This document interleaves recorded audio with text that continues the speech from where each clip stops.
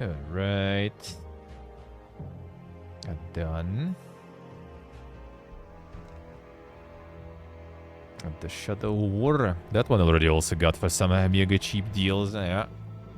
Just like the previous one. That one also was already dirt cheap at some point. Alright, one second. Go to the bathroom and let's start.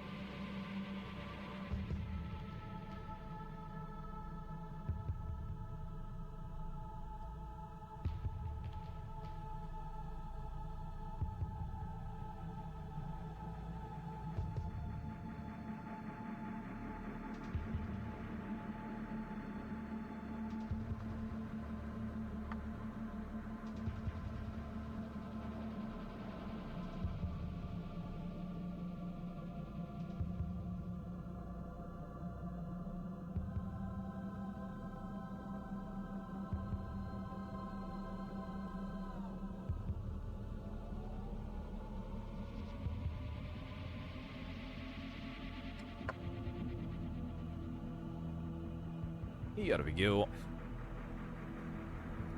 Get it in hello. How we doing? How's it going? Okay. Okay. Let's see what is up. The new V sale. Damn, the Liza P. Liza P. Much is Liza P here nowadays? 40% discount. On the 35. I see.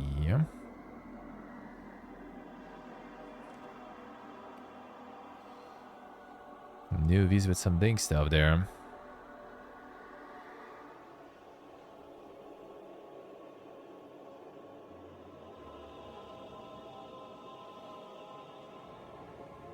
They mostly Deva Bogalore they have there even. So they still pump some single player stuff, I guess there. Stellaris. Damn. How much is for the full package of pain there? $87. Then is it all of it? The ultimate bundle.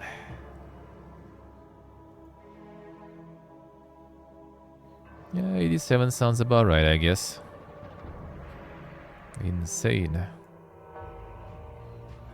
Typical paradox, man. Typical paradox. A Battlefield franchise sale. How much is the glorious 2042 already? Damn, less than $5. That's the price there. That's the price now. A DC Bleep. Yeah, some roguelike stuff probably.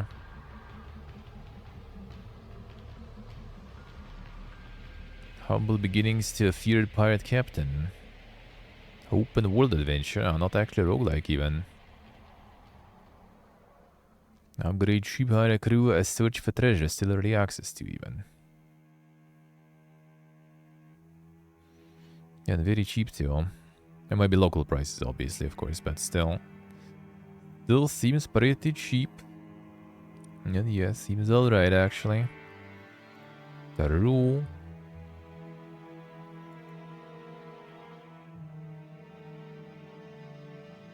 Wait, Arc Fear Ascended. Oh, it's just the banner they changed for the Halloween, I guess, alright. Like the fuck. Is that another one already at this point? I wouldn't really be surprised. Oh, let's see how a symbol gonna work today, actually. Last time it was working really bad, eh? Yeah, seems alright, I guess, alright. Magicraft 1.0, eh? Publisher Billy even, damn son. You the seed. Let's see, what do I see? That's where you craft the spells and everything. Construction of ultra high degrees of freedom, eh? So you can craft spells and get some mega doing stuff. Cannot even be exhausted by developers. Secret, did I say? Do it, do it. Why not? Car for sale simulator. Damn, Playway rolling in. Damn, not even Playway. The Playway lost already. Everyone is pumping the simulators, eh? But they already like moved on to make some actual games now. After farming for so long, eh?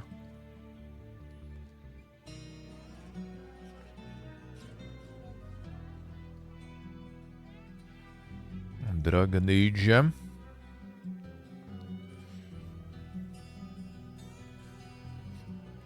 Dumbledore's secret sounds like some fanfic. I mean, I guess, kinda. Close to very positive, even nice. The simulated developer simulator, yeah, kind of like was already expecting someone to get some meta gaming like that. Kinda expecting that. I mean, review that don't even want to see probably. You know what you're gonna see there.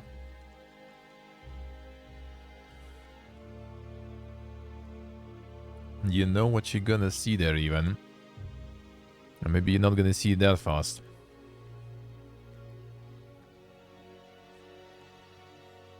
A bad writing, alright. And he's just going with bad writing, not anything else.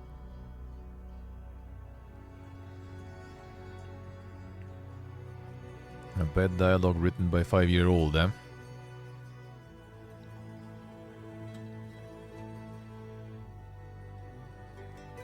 And the full of quadruple A studios, eh? Oh damn, there it is, eh?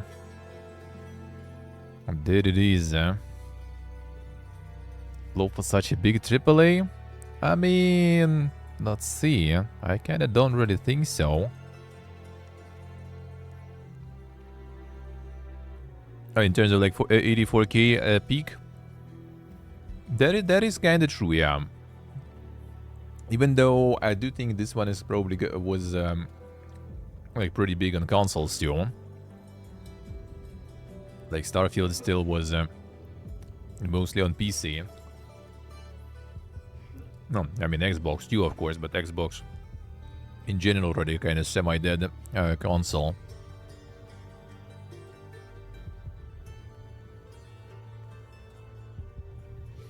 But this one probably did get a little better results on consoles. It's interesting that you can't even like see it anymore in the most played ones. You can still see Black Myth Wukong though, for a while already at this point.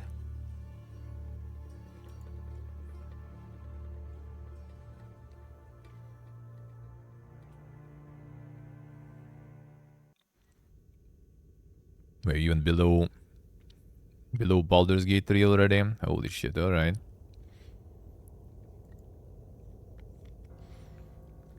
Yeah, this might be not like completely super poggy. Even though it's still kind of like going though. 24-hour peak was 84 and all-time peak was 84. So it's still kind of like, you know, not completely done, I guess, in terms of the numbers.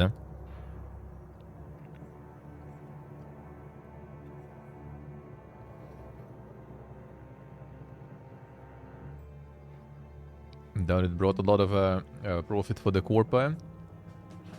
Could be, could be.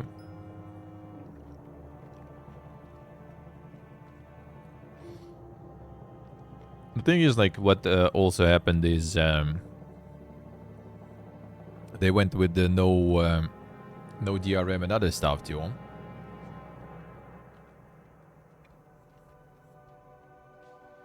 Which is really nice of them. And they did try to actually kind of like farm as much as possible positive to kind of counter the inevitable negative that some people will start going with them. People who not even gonna even play. Yeah, they said no DLCs and stuff either. So that's actually kind of like good. Like it's good business practice here. Like no shit DRM, no FOMO tax, no DLCs. You know, actually kind of runs decently, right? So like real good stuff.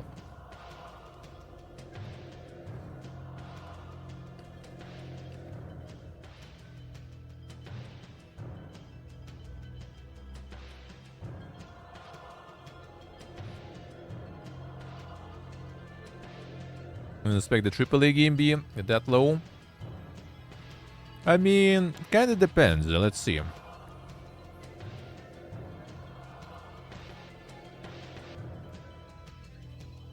I wanted the peak for this one, for example. This is 20,000 peak. Sure, that was first on Epic Games also, but I kinda really doubt that on Epic Games it was hitting some crazy numbers, right? Because Epic Games...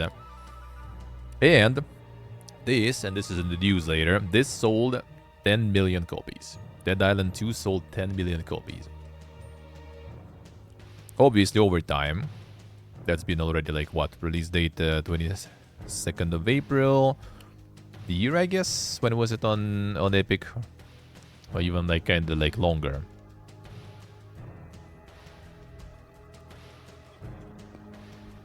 Yeah, I mean, I would say like maybe like 20k maybe was like peak, I guess.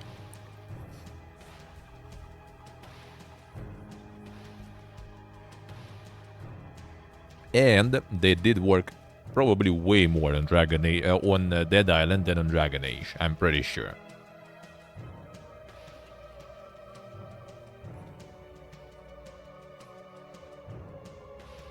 And it did sell 10 million copies. And it was rather success, considered success.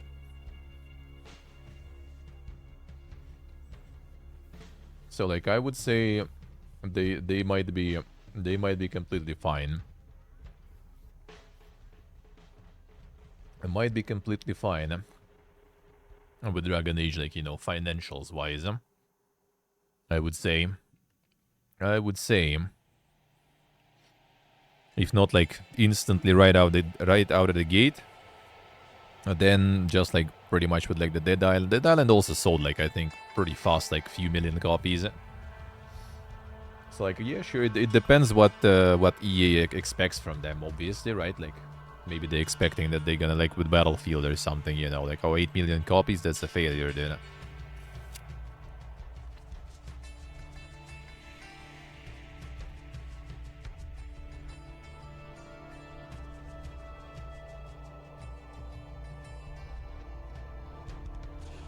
So we'll see. We'll see. I'm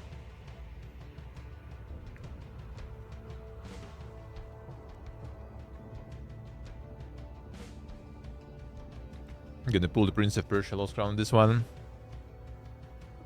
No, I don't think EA will do this though. Because like I think they kinda like at this point you can already see that they're saying like, you know, it's all kinda doing well and everything. That's what they wanted, you know. So maybe they kind of actually do to get want to get some sort of like, you know, a different type of release for their reputation and stuff. Like actually, you know, like a single player RPG without their usual mega greedy stuff and shit on it. And maybe they kind of do want that. And maybe they do want that. Though the debuffs, you need the buffs there. Yeah, you're gonna suffer without the buffs.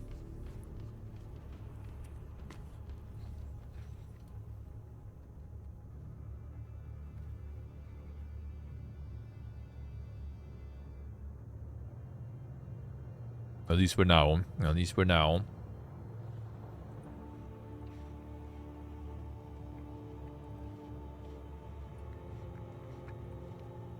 But yeah, we'll see what happens. But I do think that it's kind of not too bad. I think they did kind of all right with that. Not as hyped as other things, of course. But yeah, I think it might still be kind of decent for them.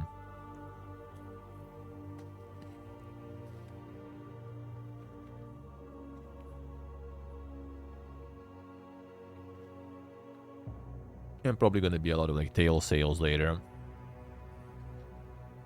When, you know, like the dust settles. The grifters on Twitter and stuff move on somewhere else.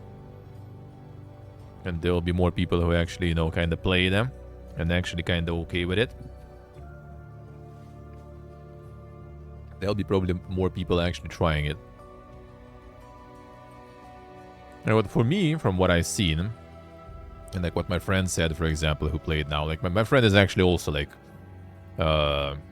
under the grifter influence, let's put it that way, super heavily. Like he's also the Vogue build and stuff, I guess, you know, an anti-Vogue build. But he's still kind of also playing and still enjoying it. And the only thing that kind of like is not that pogue, and what I also kind of probably wouldn't be a pogue for me, is that like it's pretty much linear. It's just like the rail stuff. Like it's not, you know, drums enjoy. Well, not exactly. It's just basically like all the Russian media is pretty much just repeating the same stuff. Everyone is on the grift train. And in Russia, I guess it's even easier because, you know, the whole government and the, you know, the general direction of the whole like country's politics and stuff is also kind of, you know, on the grift, I guess, let's put it that way, in the same way. So it's really easy to grift there, I guess, let's put it that way. So yeah, a lot of our news and media, he like links me constantly, like all those articles and stuff, and yeah, everyone is like pretty much just parroting the same. Well, they basically just like viewing the content and translate most of the time. So yeah, they pretty much viewing all that content, but because it farms well. So yeah, it kinda is like that. But yeah, like the dialogues of the type, which to be honest kinda already was the case somewhat already with like Mass Effect and everything, when, you know, like the dialogue and you just kind of like say yes in like 3 or 4 different ways. But you know, the general direction is still the same. You just say yes in the end. So like kind of like the lack of actual, you know, like choice, the lack of branching in terms of narrative and stuff. That I guess I can kind of see there. So like less of a crazy good RPGing, but more of a, you know, kind of linear adventure stuff. And the fake choices, sorta, yeah.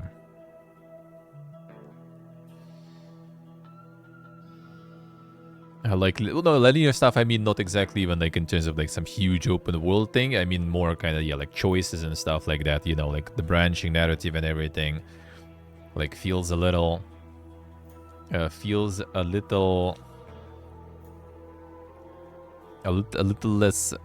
poog for the RPGs. Much on par with the writing of the last 10 years, I see. I mean, to be honest, that like BioWare on that is already is for a while on that. Like at least like stuff like Mass Effect and everything really had some like branching, right, and the narrative and everything, and some choices. But it still was like already really limited. Like all those memes about the BioWare dialogue with Mass Effect and stuff started like years ago, like a long time ago. Like I remember all those ancient memes. Like, people already were memeing on that. They just kind of like continued in that direction and went from like, you know, actual RPGing, went to more of a like some streamlined kind of like this like movie game, you know. Which I guess like people who like that, why not?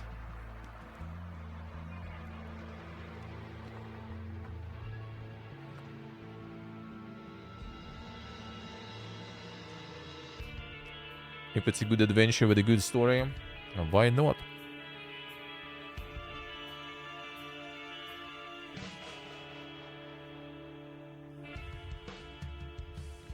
The Karate Survivors, damn son.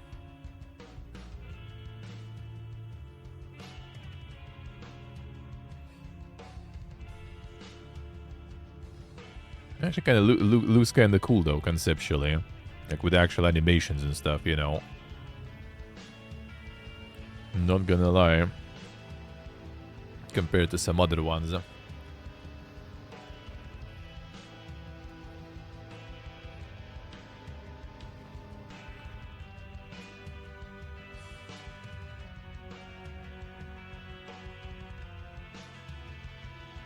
And also just $3 though.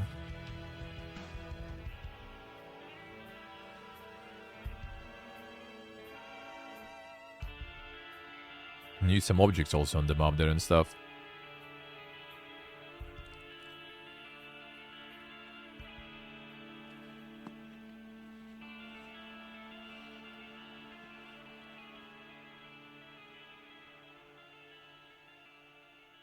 The high budget Greedfall. Kinda not actually false, I guess, yeah. Like some Spiders RPG, basically. Which, I mean, is not a bad thing. Good action combat.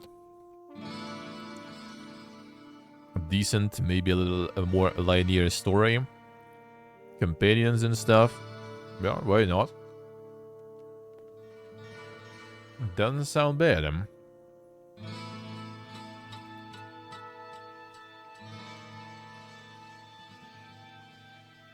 A band to bed apocalypse. What is this?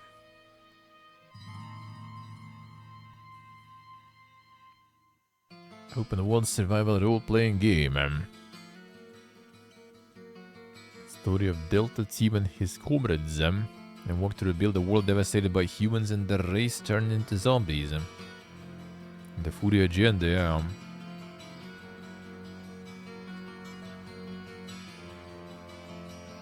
Even the helicopter, you know.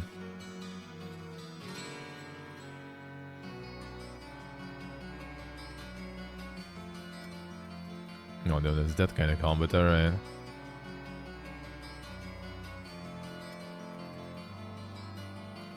That's some dang stuff.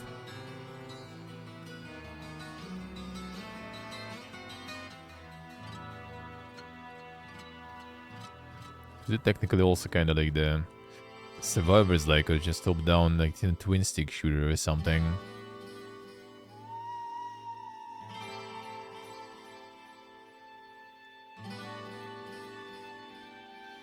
A vast open world RPG, yeah? An expanded world to explore. A world missions,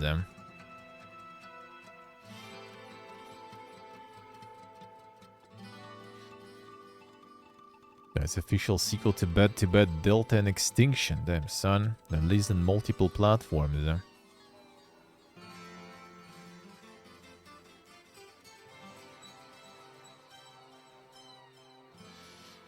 The log, suffering there. And ping kinda actually, yeah, does make it like way less satisfying, dude. I do agree, yeah. Pumping some good reviews there. A mobile-centric UI and lack of PC-specific focuses, huh? Needs features specifically tailored for the PC, yeah? A better inventory, yeah? A more PC-centered UI, hotkey functions, formation change hotkeys. A very fun game with addicting progression loop, needs some work. The PC specific focuses, yeah, that's an interesting one. That's an interesting one.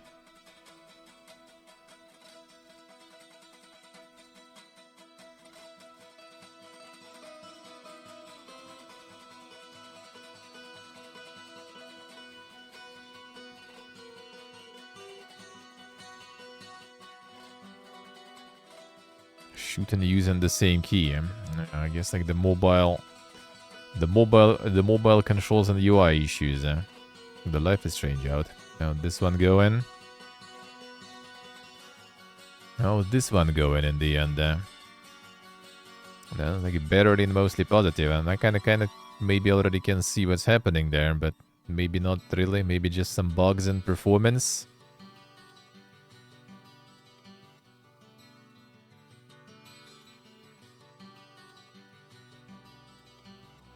Spend $75 on this track, dude. I would be mad too, to be honest.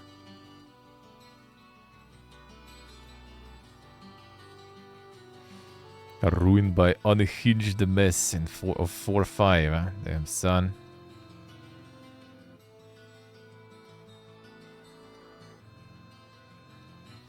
Oh, they shot on the first game endings? I see. Huh?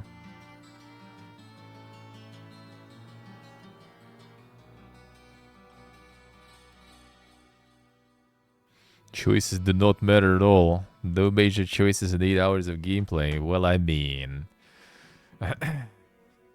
Wasn't that a meme already from the very beginning there with Life is Strange?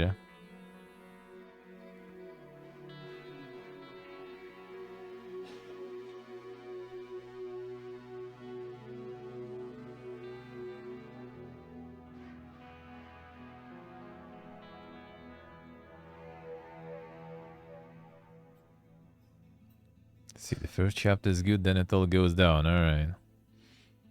Poor experience.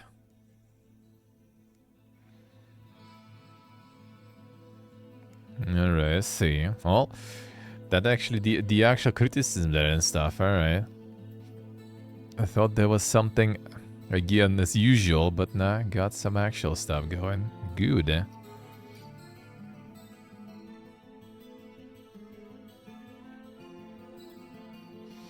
Never really offered actual choices. I mean, sorta, yeah. And they never mattered there. Most of the time. Dude, this fucking fly. Many people actually poke in when they see Life is Strange? That's probably a bunch, though. There's a lot of people who are big enjoyers and everything of this series. There is solid amount.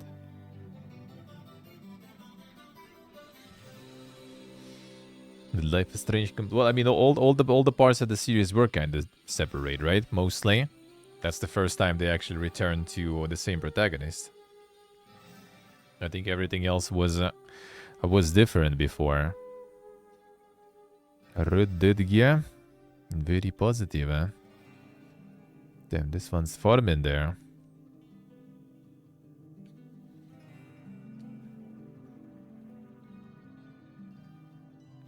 Let's even shop see, huh? Red Dead, yeah. Nice.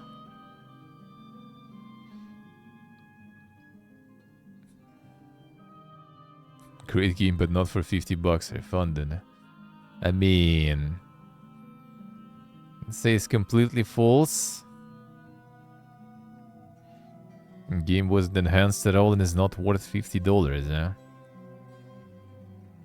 I recommend RTX 2070 for Xbox 360 game. Yeah, well, apparently it also wasn't really enhanced at all, as people say there. Well, I mean, you get the port. That's what they give you, I assume. You don't see there's native 4K, 144 Hz, ultra wide, super ultra wide. Damn, HDR Lightning. There it is, man. Yeah, 2070 recommended. Just the port, but yeah, just the port with the mod. That's it. That's it. NBA 2K25 at 50% already. Wait, what is this shit, dude? Huh? What? 29th of October. Huh? The fuck is this shit, dude? Why is it 50% discount there already? That's some quite the sale start there. I mean, it's mixed reviews, but I mean, it's NBA. That shit is even worse reviews usually. Usually it's like mostly negative or something. In the beginning, especially.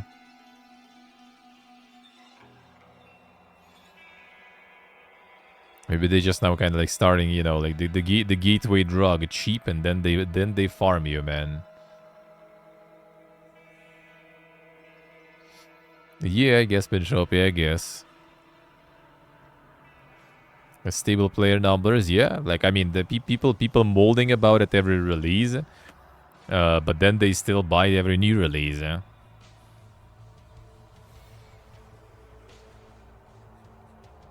Look at this, yeah. Like, well, this is the usual one, you know.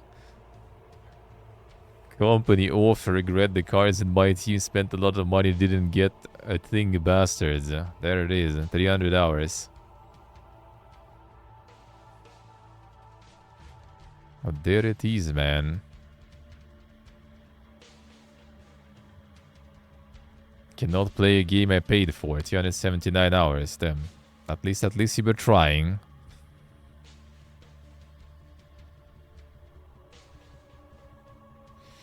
Get permanently banned for no reason at all. Ah, I see. No money spent, no external apps used, no bots, nothing. Just grinding and sweating. Yeah, like whenever you see that, you kinda like, you know, you kinda put your the doubting face on. Usually it's not that simple.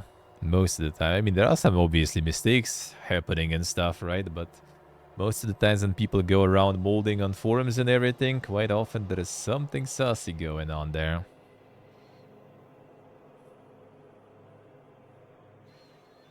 So many cheaters, absolute garbage. Yeah, maybe that actually even kind of connected to the guy being banned there or something. They're running into the same 15 people constantly who just kiss each other on the lips with meta builds, and paying it to win. And I hardly ever find a game because, like I said, there is only ever 15 people online. Damn, son.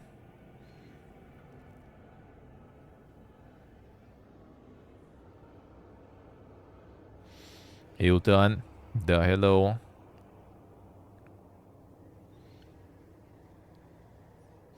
Content released this week, yeah. 29th of October even, basically. Game good, you like the story? Oh yeah, well done got NBA even, damn son. The MLG gamer there. Yeah, that guy with 311 hours here, for example. There you go. Already bought a bunch of microtransactions, didn't get anything good, huh? Molding out. There it is, huh?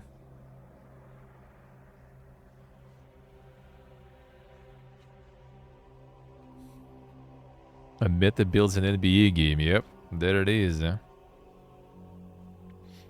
I see what I see, huh? Don't want to play with cheaters? With pay to win? Are you even gaming? Are you even gaming? Yes, maybe there's like some testing or something there was going on.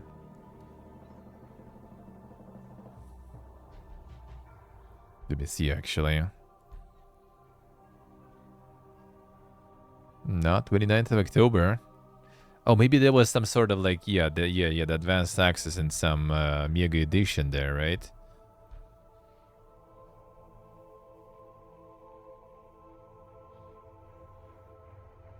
No, they probably already removed since it's already happened. Doesn't seem that there is one here, but yeah, that probably was the case.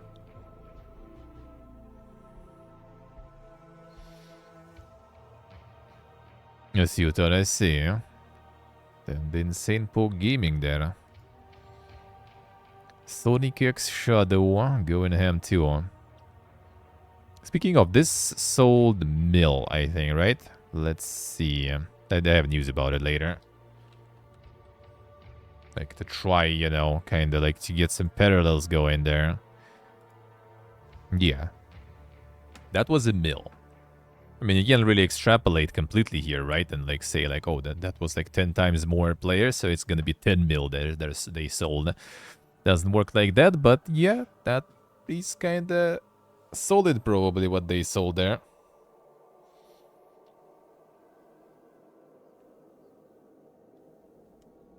Totally pay to window? Well, I mean, looks like it, yeah. Gonna get them cards, get them players there going.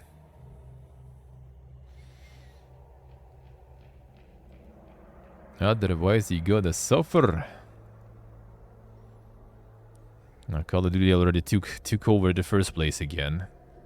You can't dethrone Call of Duty. Not for long, at least. Damn, Liar's Bar is going ham. Did Forsen get his band there actually? Already, I saw he was planning to get 2 weeks apparently for something. I wonder, was it Liar's Bar or something else? I think Twitch was promising that they're gonna be transparent now on why the bans and stuff. I wonder what happened there. I think he said he's gonna be getting 2 weeks in next gen. Nice, nice. Sounds good, eh? Sounds good, eh? Yeah, they farm pretty good indeed, eh?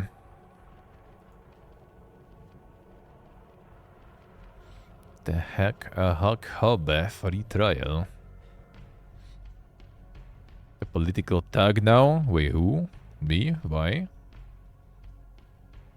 I'm making them teddies, eh?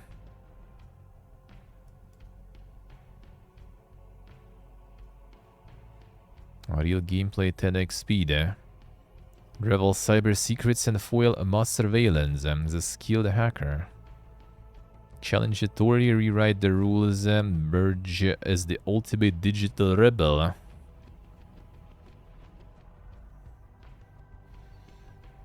The insane Hackerman simulator there. 4th of November says tomorrow already.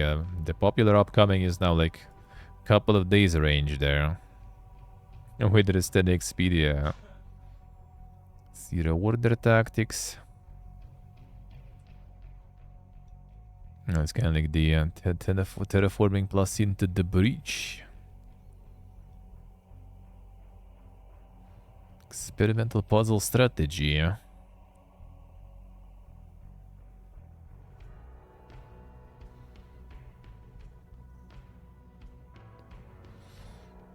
Not a bad.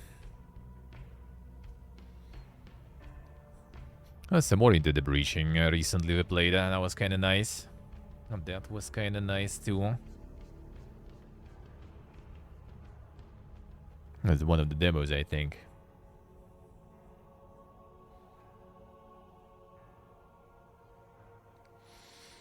Seems alright.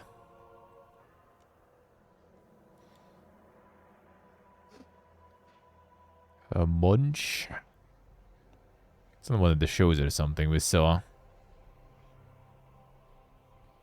Kill, eat, and evolve. Day of the week is good for sending keys? That's a good question. I would say weekend might be kind of not really good because some streamers actually, you know, like have a weekends off. So during the week, like middle of the week maybe, because like on Monday, I guess, you know, there might be. On Monday they might be checking though, you know. Thursdays, could be. I feel like a lot of streamers like first like well okay I don't have, you know, like really selective, I guess, you know, representative selection, I guess, but yeah, it's either people like off on the weekends or they off like, you know, Thursday, Tuesday or something like that. Monday is usually kind of like a bit of a dead day. Yeah, but also Monday might be actually the email checking though, you know, after the weekend. But the problem is there's probably a bunch of stuff there on the email on Monday. that might pile up. That so might be lower chances to be seen, eh? It's like maybe Wednesday.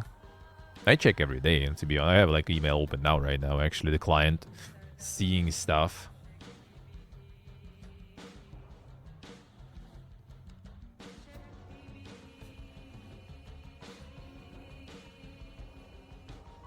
Some serious sold this time, damn son.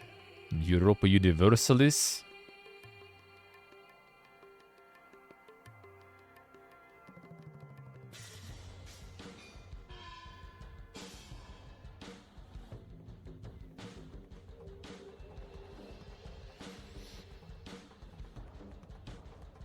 Let's see, let's see. The Molden, the Bolden.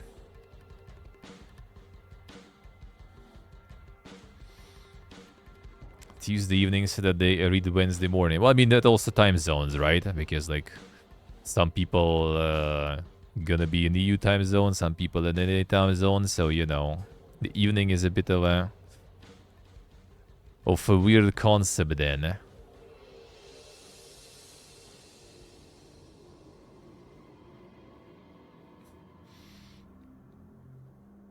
Let's see, let's see. I rolled in 7 versus 2 even. Damn, son.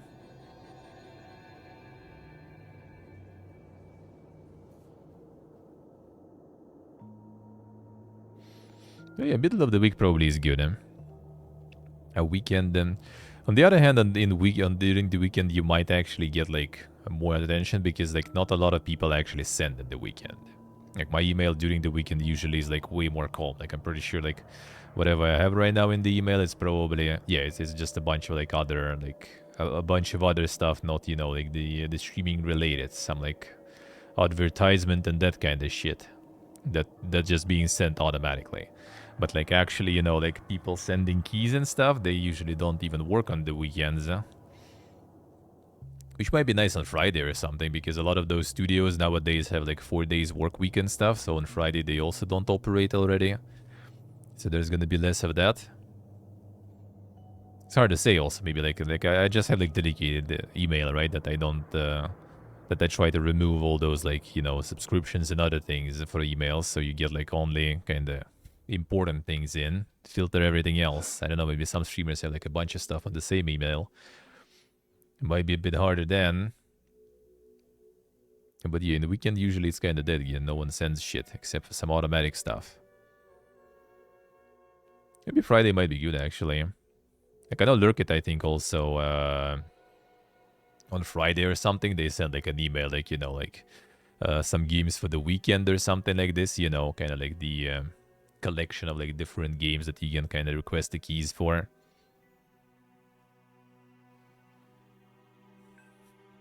Got Drova's reviews. No, we're gonna see there. I mean, it's good reviews. Know that. A midweek probably safest. You can do midweek, you know, just send it, and then like in on the weekend just do the follow up or something. That might be actually kind of 5-head strat, I feel. Follow up, I feel kind of might be worth doing, really. Like if you're actually kind of committing to it, follow up might be kind of nice. Like in case you missed it, you know, or something like that.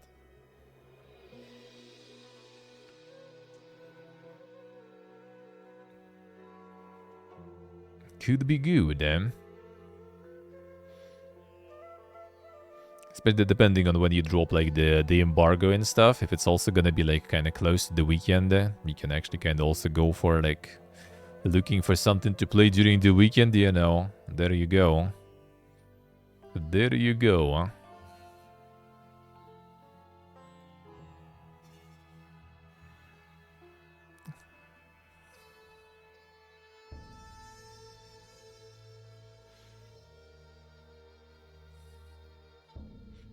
Got the very little traction on release and no sweating it, I see. I mean, is it really that bad? Is it really that bad there? Well, I mean, it's not like some sort of like super crazy poggy ones, though, that's for sure. I think maybe like falling into the mixed and everything was a little bit of a problem, though. And just kill the visibility a bunch. killed the visibility a bunch initially, probably. 2 mobs, that's it. How many mobs you have there, huh?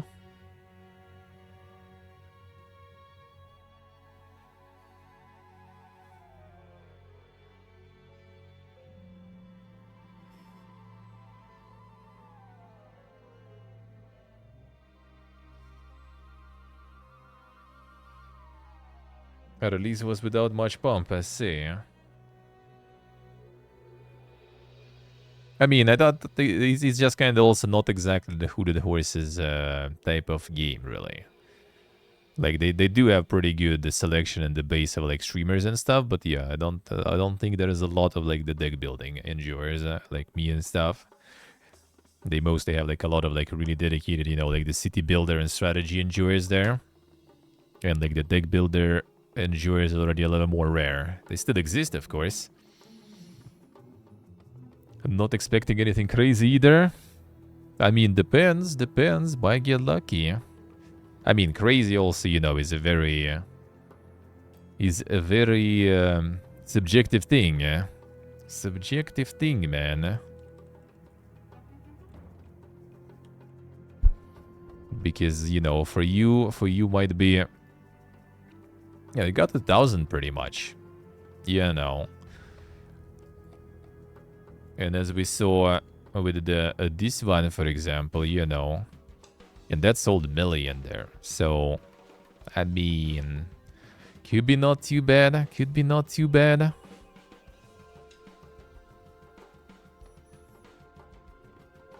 Yeah, blinded before seeing the enemy. Yeah, Glassheim with blinds and stuff are annoying. Yeah, but you need the buffs. You just get hit too easy. So you need the Agi up and stuff.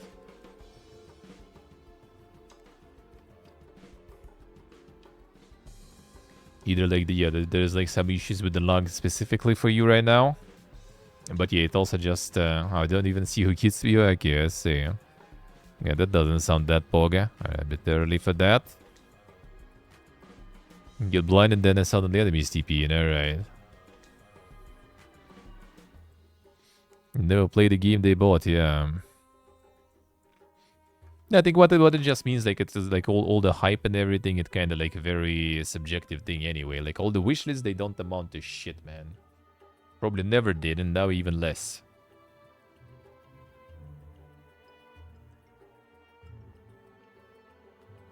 Like, all the hype you generate might mean kind of nothing.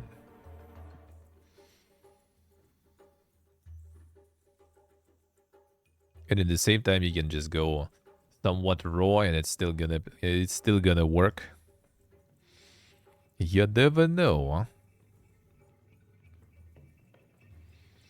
Survival RPG adventure game, eh?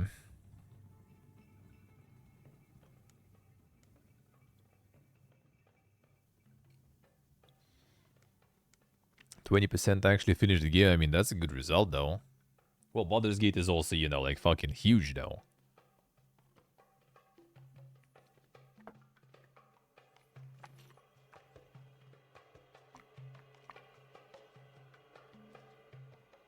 I've been in the circus for years, I guess. Like, Baldur's Gate is a bit of a, you know, outlier there. Damn, the actual Smile Gate there. The one and only.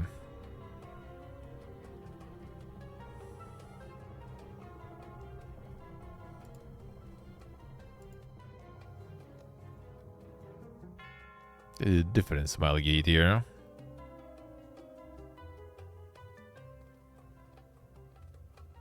Smile Gate sounds familiar, dude.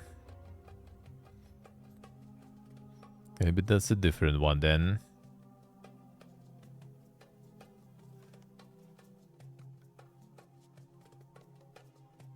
Oh, and insane survivals, man. Survivals always pump. Yeah, Steve, yeah, isn't it?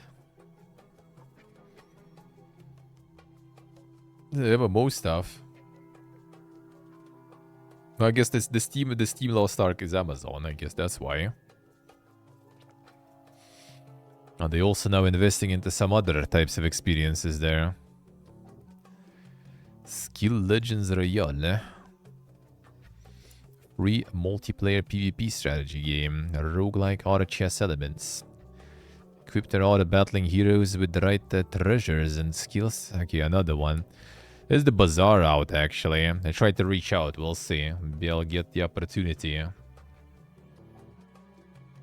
Maybe I'll get the opportunity to check, because apparently it's actually pretty good, huh? The legendary Reynad delivering actual gaming there, huh? It seems like people enjoying. The fucking Crip is like grinding it like crazy now on the stream.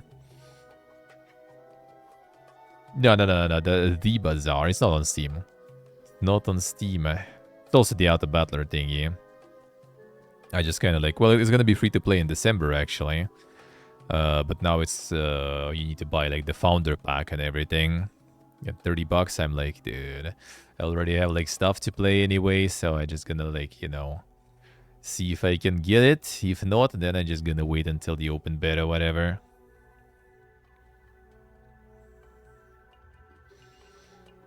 Let's see, Andor, I see. Yeah, the box level. Yeah, when you kind of like lose the progress sometimes already, yeah, it can kill the vibe indeed. I know the feel. I know the feel. When you lose that motivation.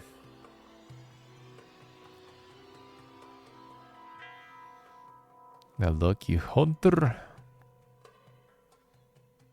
Deck building out the battler, another one.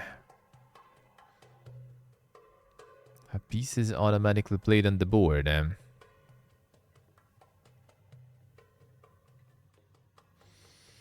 This is one of the progressions that kept you going, yeah. Yeah, that kind of sucks in games quite often. See the game for what it really is, yeah. That was with Horizon for me, for example. I basically like did almost everything except for one achievement.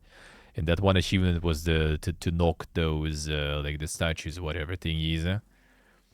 It's like I was doing all this, like, open world, all the quests and other things. But then you kind of, like, hit the level cap, and it's also just kind of like, guess now I'm just gonna go and do main quest. No fun anymore.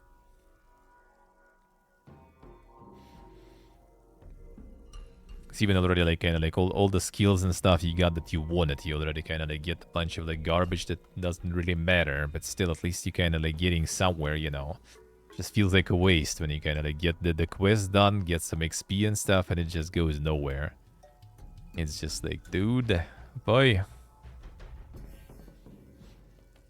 Need to get the dopamine in.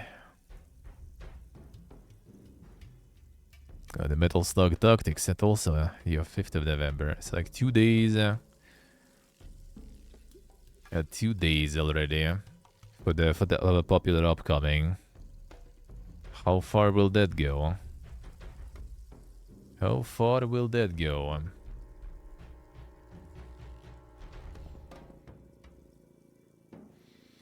The Metal Slug Giga Chad. Yeah, that might be kinda nice. We'll see, we'll see.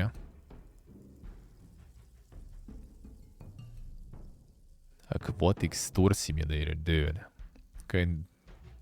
Oh, there's the playway. A long time no see. Nah, they still farming, man. They still there.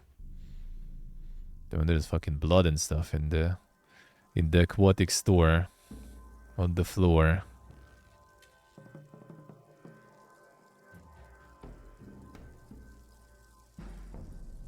To just like sell fucking aquariums and everything. All right.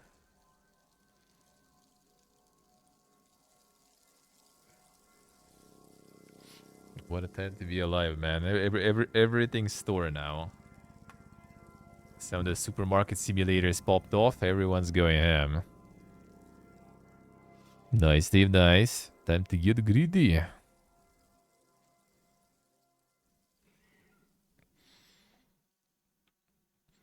Everything store. Where's the sex shop simulator and stuff already?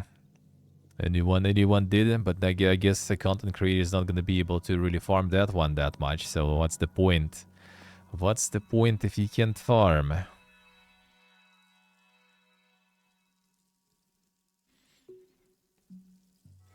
I hit the meta. Simulate everything. All the stores.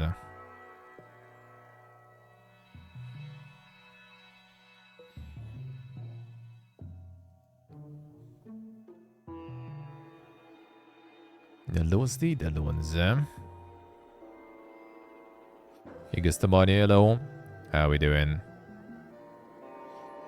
The World of Lost Eidolons, old new roguelite tactical RPG in early access also even, damn son.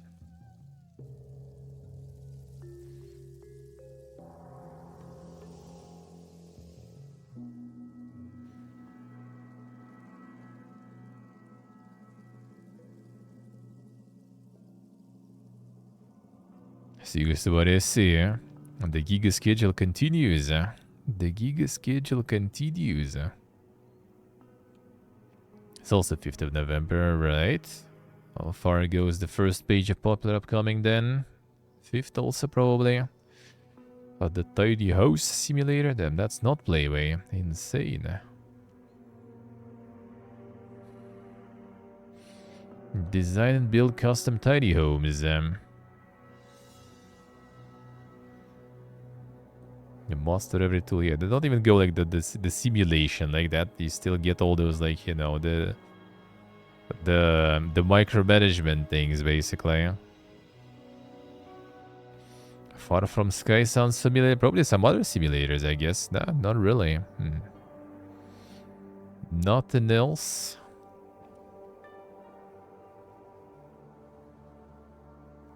I see you, alright. Insane. That's the Miyazaki secret, dude. That's the Miyazaki secret there.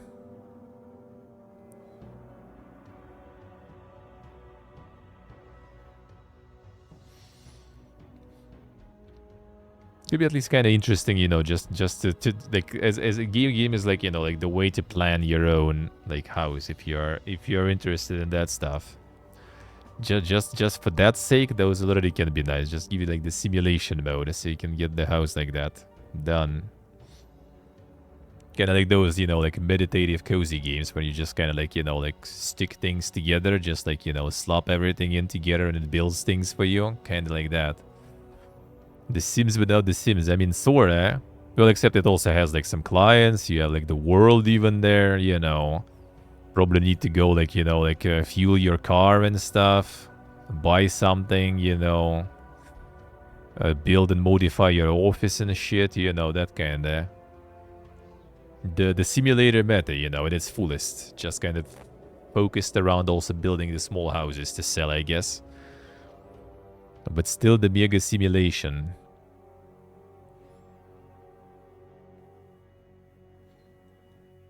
Even though you could make just building of those, you just needed to put like the price probably kind of like really low and stuff. And the simulator agenda, yeah. It's the green ship implore, by the way. Hello, sir. It's like a IRL but no life, yeah. Could be interesting to plan though, something like that. Especially since that's the future, you know, like people living in like apartments with 5 square meters and everything. There it is. True, Endor, true. Sus.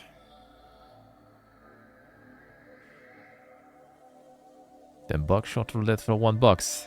We got co-op mode there.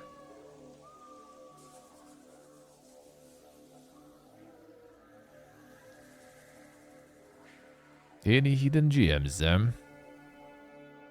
Rivals of Vita, that's the fighting one, right? I saw that one. I'm doing alright too, actually.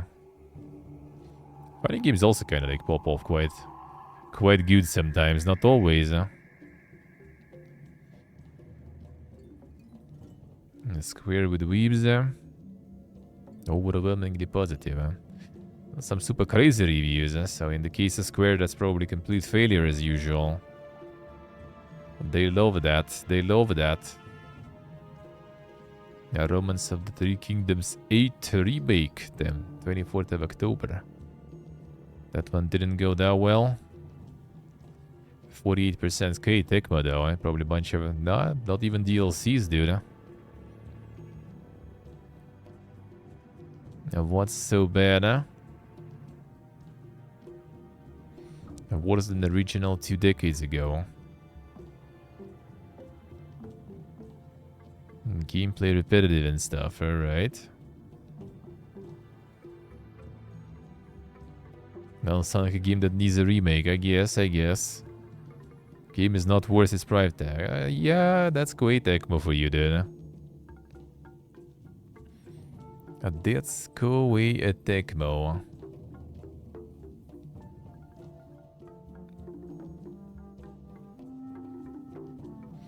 Game is overly click heavy. Poor AI. Picture made from AI. Damn, son.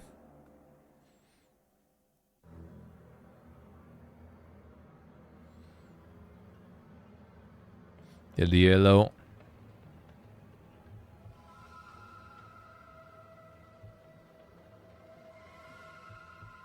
The AI, you say. Dark Hours. There's some horror mods there. Ah, co-op survival horror game, I see. 4 players. There it is. Already owned by Ella, of course. Classic.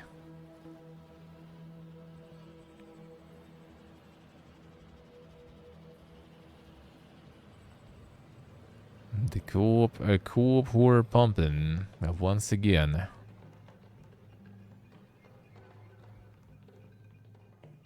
Too raw.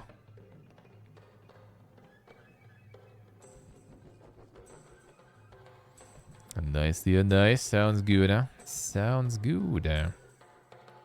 Home from work on Sunday. What is this? A nuclear nightmare. Also team. Online co-op survival horror. Damn, everyone's trying to hit that Phasma there. So many co-op horrors, yep. I mean, Phasmophobia sold 20 million copies now at this point, so... Everyone's trying, you know, everyone's trying. So you can be dancing there and everything. It's very Pog, eh? And Pog is already like for boomers, man. Like a very skibidi, yeah, no.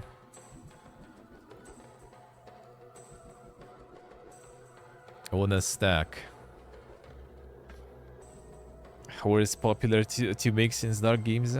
Easy to make look good, I guess. I mean, co-op also is like, if you manage, obviously like getting the netcode and stuff for that is gonna be like...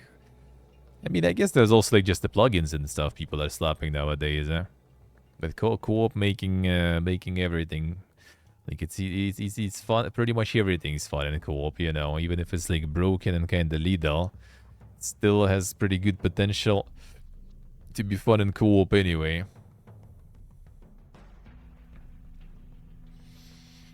Has their own netcode stuff. Yeah, Epic services thing, yeah. That will make people mold probably about your game if they find out.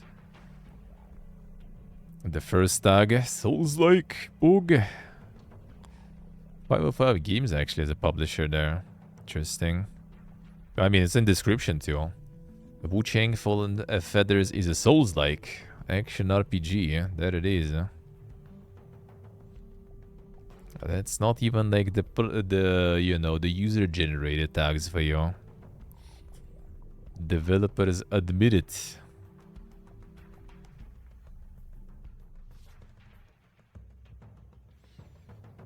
Everyone likes some Souls-liking there, and then some insane wizards that are going on though.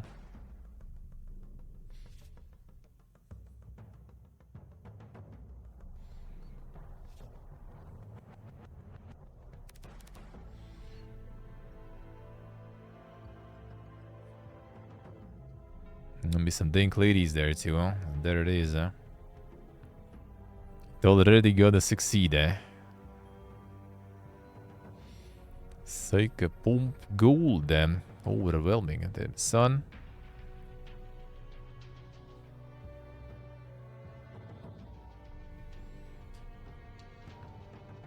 Psychological horror, Catacombs strange downfall than ever before. Looks way dank as fuck, I guess. Looks like some dank material indeed. Surreal tag there for you. Is it dungeon crawler? Sorta.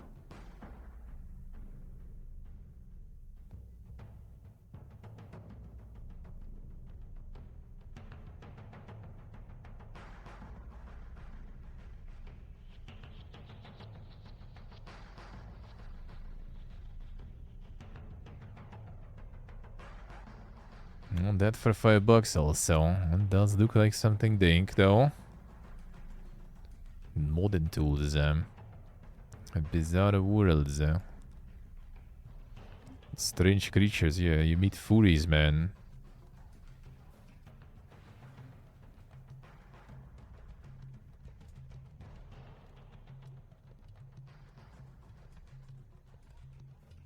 Designed around Vulkan render.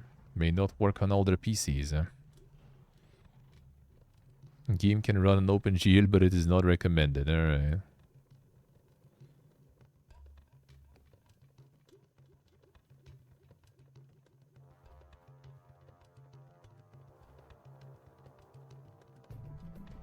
A very fun grind-based dungeon crawler. Alright. Enjoying being a schizo for 5 hours. Seems kind of like a small one there. The full schizo gaming there.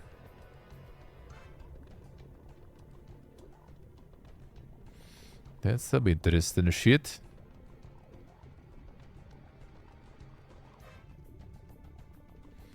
And the Red Dead Soul already.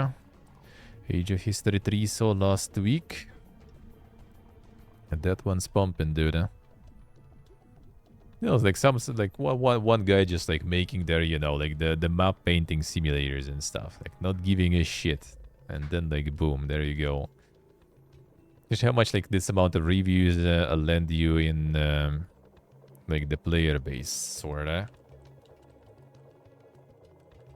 So we get more, you know, kinda reference there, I guess. Dude, what the fuck? Holy shit. It's like almost on the level of fucking Sonic there, you know. The mob painting endures, dude. They strong. They be strong. That probably sold quite well too then. Not bad. A Deciduous Wave there.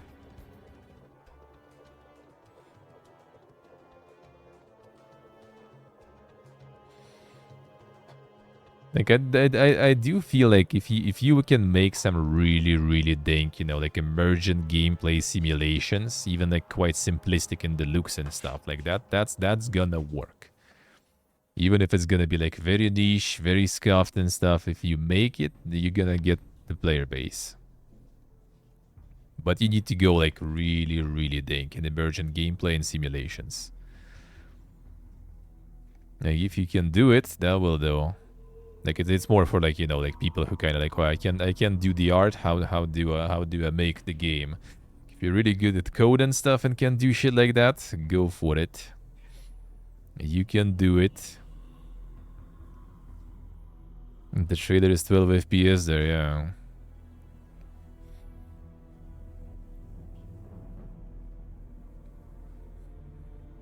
Even though you also kind of need to provide something that, you know, like the mastodons of the genre can provide. I don't know what's the case here though, like compared to like Paradox stuff.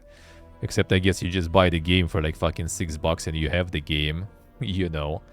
Not like you need to pay like 200 to get everything in your game.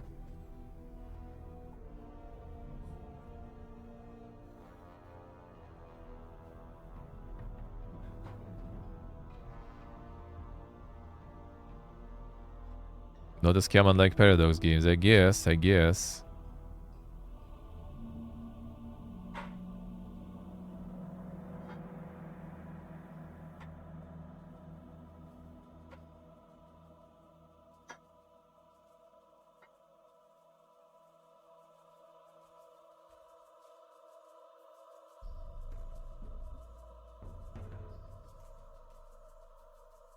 Yeah, a lot of the Russians playing. Some Chinese reviews still.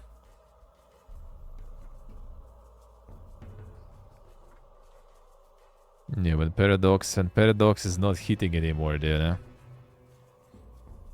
And I'm on the adventure. Damn, well, I haven't played this one. And this is supposed to be some Gigapog horror stuff.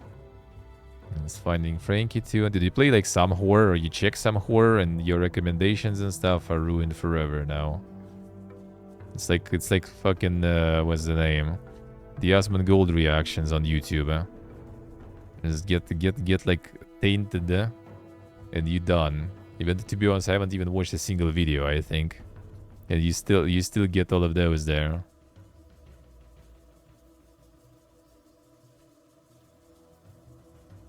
The Orbound.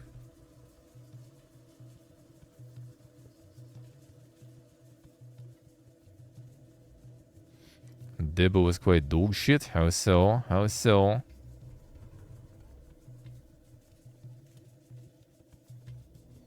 Just won't disappear, yeah. Like the videos, like I did I guess watch some, but that was like years ago. That was on different PC completely, in different country, you know. I think on different account too, to be honest. But that actually might be the case though.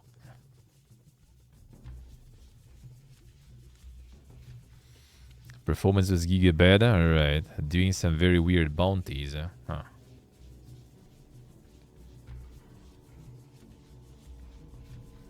But you dwarfing though, you dwarfing. Mostly positive, huh?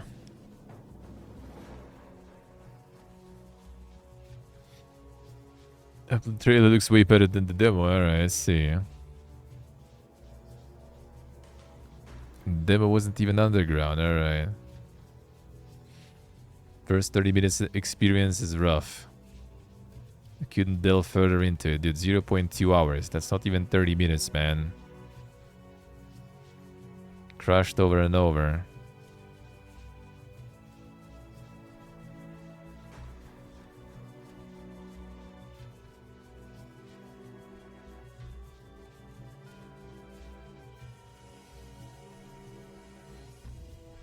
Yes, he went there, right? I'll see.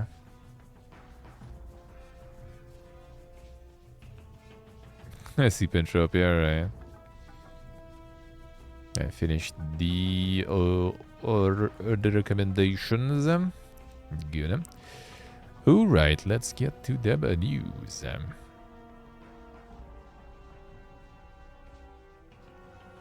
Yeah, like Monster Hunter Wilds reviews on the demo? Nah, not really.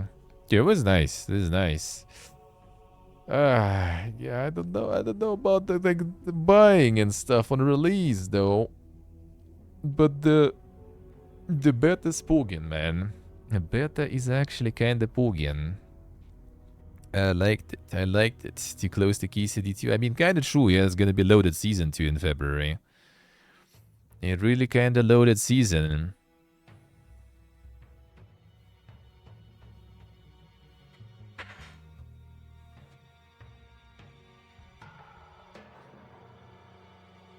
You know, a few months to polish after release. That kind of makes sense too, true. True.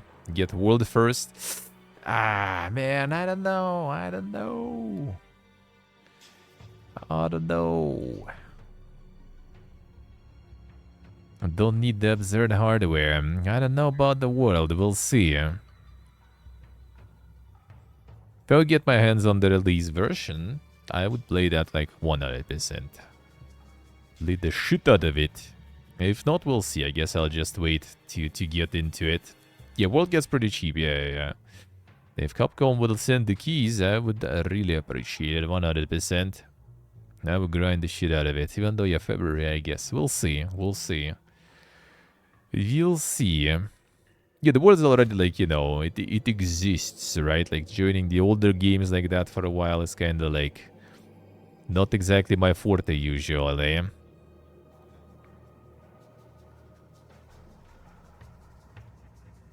Let's see, Benjop. Yeah, I see. Yeah, it might like a lot of people said like a lot of things are kind of better. Yeah, that kind of just like the concept even with the open world stuff. To be honest, we'll see how it will be in the end though. Maybe I'll get it sometime later. Maybe we'll see. We'll see. World's not sure. World's not sure. Kinda wouldn't really mind, but yeah, it's already something that is out for a while, and there's already so much stuff to play, and that we'll see about that. We'll see about that, maybe. Doing some Giga Sale and stuff, I will. But the time, man. I will find time for everything. How do we do that? So much stuff to play that I want to play. Man. Last remaining Stalker, I actually gonna start already. Like, I need to start already really soon. I need to. Like, to be honest, like, need to kind of next week already or something start. We'll see, dude. I really do, because, like, Drova I also want to continue tomorrow, right? RPG Monday, I'm gonna play, like, Drova on Mondays then at least. Because that is also a really nice one. That's a really good game. But then, yeah, I need the Stalker. I need the Stalker 2, technically. And the Ragnarok can go, and we'll see about Ragnarok, though. How, like, the ping and stuff, it'll be, like, get, like, too unbearable. Maybe not. But then there's the Brighter Shores. If they will answer about the Bazaar and stuff, I might also hope on the Bazaar and play that for some time. Like, dude. How? How even? We'll see, though. Maybe. We'll figure that conundrum. How to play everything. But yeah, the Corpus Edix is also not finished, so like, dude. So much stuff. I really want to play, like, it's not even just, you know, and it would be nice or anything, it's just a lot of things that you actually really want to play too.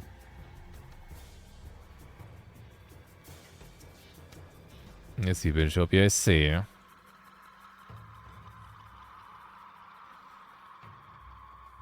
Yeah, I need to finish a bunch of stuff still. Yeah, Stalker, I guess, is not gonna be like the one that that I still need to play. It's not gonna be like that crazy long, but it's still gonna take a while though. I have to short for this many games, dude, and I do them like, you know, full time basically every day. And now with no day offs and everything too, and you still don't have enough time to play everything, everything you even want. I'm not even talking about old stuff, not even talking about like things that are also out, but you don't really, not your jam. Like purely things you want. Fit in Ragnarok, Brighter Shores, and then the playthroughs. Yeah, we'll see, man. We'll see. Yeah, we will see. Yeah, I don't know. We will see. Maybe that Ragnarok will actually kind of get the cut if the ping will be too dank. If it will be like really too dank. We're gonna play some more. Get a third class. That's kind of close anyway, right? See, try, see how it is. If we're gonna be digging it, then we'll continue. If not, then, well, we're just gonna ditch it then. Even though the itch not gonna be scratched then, I still really want to play more. But we'll see, I guess.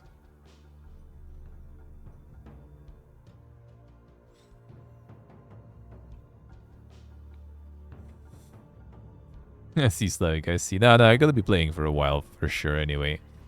So, you get into it. If you want to, get into it. You can play some more, for sure. I might even, like, maybe, like, get some other class. If, like, the combos and stuff will be too bad, maybe I'll try to pick something, like, less, you know, like, reliable on the ping and stuff, if it'll be really bad.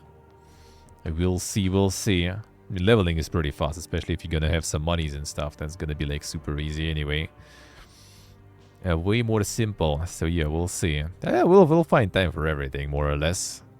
We'll figure it out. It's like tomorrow, for example, actually... let me see one moment. I think it is tomorrow. Let me double check. It's tomorrow. Saving the sound. So... yeah, 7 p.m. CET, 4th and 5th of November, gonna be save and sound thingies that I'm gonna be co-streaming. They're kind of long, actually. I don't know if I'm gonna go for all of them, because my time they're gonna be over, like, probably 5 a.m. or something. So we'll see about that one. But yeah, I think I'm gonna be, like, for 2 days, I'm just gonna be grinding into quite late in the night. For you, it's not gonna be that late. It's gonna be, like, midnight, 1 a.m. for you. It's just time zones, right? So... now for 2 days we're gonna be degenerating into the evening, deeper into the evening, so there's gonna be time. So like I guess I'm gonna do Drova for like my regular time of stream, and then I'm just gonna hope on a Ragnarok after that or something. Probably. So like Ragnarok in the evening tomorrow then. And Tuesday, maybe like start like Stalker or something. We'll see. And then into the Ragnarok in the evening too. Maybe something like that. The KCD gonna be a bit later. Like we still have time until February. But yeah, I gonna need, you know, Boomerathon and stuff. So I'm gonna need that Boomerathon going, you know, so... Ragnarok evening would be better. Well, yeah, I'm gonna do it on at least like Monday, Tuesday. While we're watching the Save and Sound, and then we'll see. But KCD will be already in February. But the Boomerathon will be there. Until middle of January, at least, I would say. So, yeah, we'll see. When it's like one game I want, that's fine. The problem is like when you look, you know, in the future, it's always like, oh, it's only that, you know. I'm only interested in like KCD 2, for example, right? So I gotta play the first one, prepare, all good. But then when the time comes to it, you realize there's gonna be like some other stuff coming out, some big stuff, and then there's gonna be like out of the blue, there's gonna be like something like Drova, for example, right? Just like boom. Oh, there you go. Like we made like an RPG, here's the key, and you're like, oh, it looks good, and then it's like actually fucking good too. It's gonna be rough. Well, I mean, during Boomerang, I'm still gonna be doing like some of the new stuff, at least for my first look Fridays, I guess. And that is, by the way, also I'm just kind of like somewhat of a ghosting on the email now lately, because like I just like I don't want more stuff already. We good, man. We good.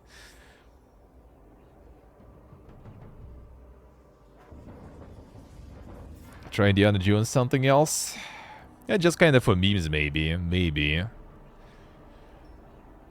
Might actually kind of happen, because I might try to get the pass from Microsoft actually, and then they kind of like, yeah, they like it when you play not just like some one game but more stuff, you know. So maybe some stuff on the pass I will do,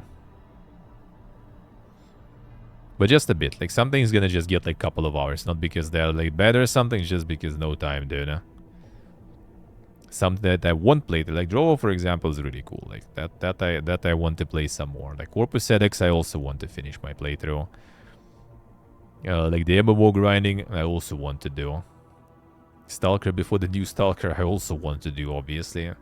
And the Stalker 2, you know, is gonna be at least you're gonna check, and like I don't know. It might be not up to someone's taste, but I'm pretty sure that I'm gonna still kind of enjoy it anyway, no matter what.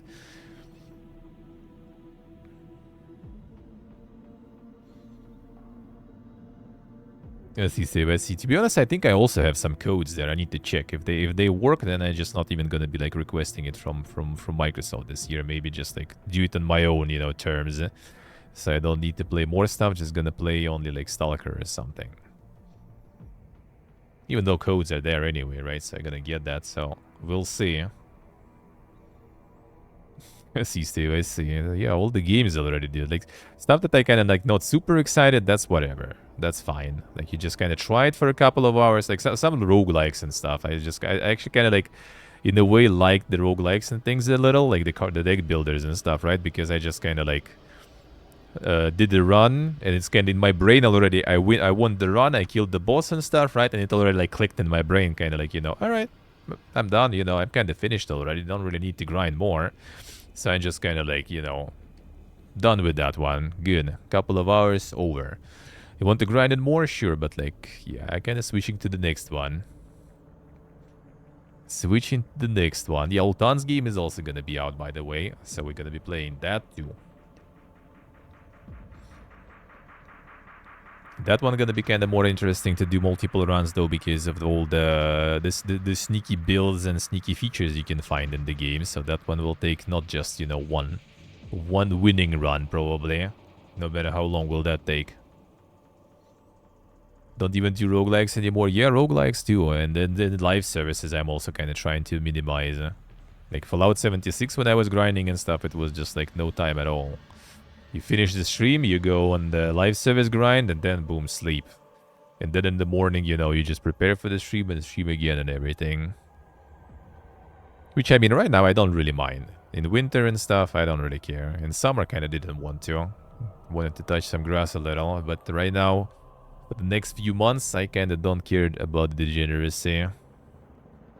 But yeah, Drova is really good, dude. Like, I want to play some more. We will continue tomorrow.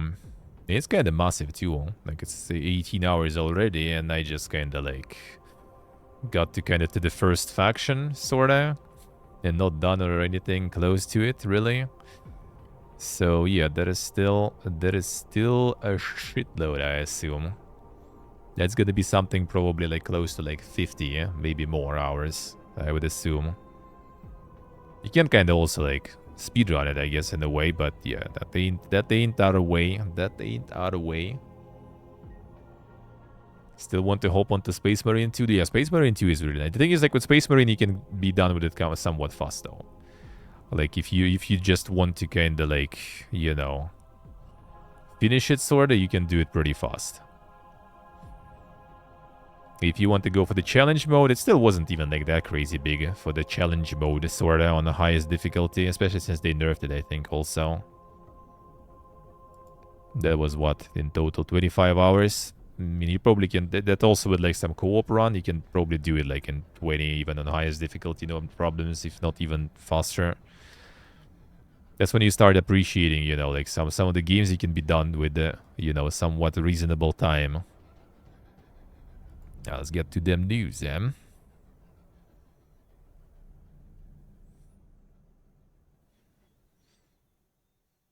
Path of Exile 2 Early Access release delayed to December to ensure your Path of Exile microtransactions carry over. There it is. The older code is full of strange demons, it seems. So yeah, we're gonna be waiting with that one. I mean, I'm not gonna be probably getting the access to that one anyway, so we can wait with that a little longer. Even though December, yeah, is kind of close to the Boomerathon, so not sure. Not sure if I would go for it. Let's see, Steve, let's see. If I'll get on board, I'll try it. Will I go ham with it? We'll see, man. We'll see. Yeah, right before the Boomerathon. Yeah, December overall is actually like December, early January is actually like good time to like pick up whatever fucking live service, whatever backlog you have. But that's when I usually do Boomerathon, which is kind of like backlog-a-thon, I guess, in a way. So it's already kind of taken that season. Bungie seek to reassure everyone that a marathon is still alive by saying almost nothing about it. There is a character called Thief. Alright. A developer update they got, okay. Still no footage of the game in action.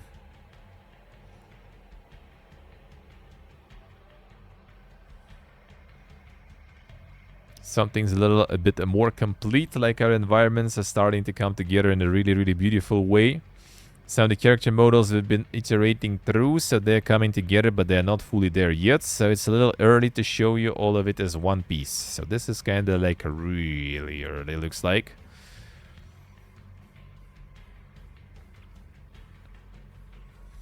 Let's see, Steve, let's see.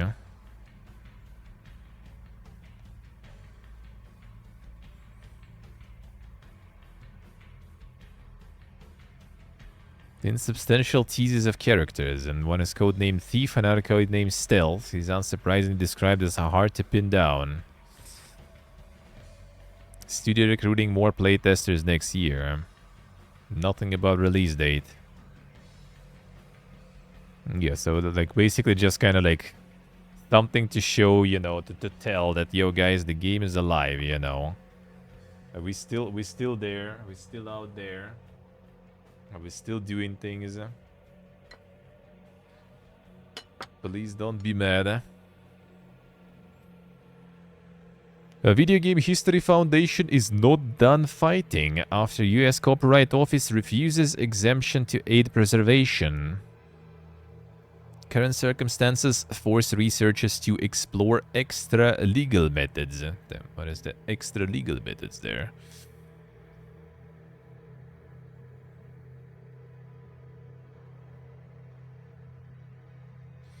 Disappointed by a Copyright Office's decision. We have no regrets about going through this process. Over the last 3 years, working on the petition helped generate important research, notably our survey of the video game reissue market in the United States report, which proved that around 87% of video game released in the United States before 2010 remain out of print. Game industry's absolutist position, which the ESA's own members have declined to go on the record to support, forces researchers to explore extra-legal methods to access the vast majority of out-of-print video games that are otherwise unavailable. Not done fighting here, we'll continue our advocacy for a greater access and legal allowances for video game preservation and working with members of the game industry to increase internal awareness around these issues. The game preservation suffering, dude, still.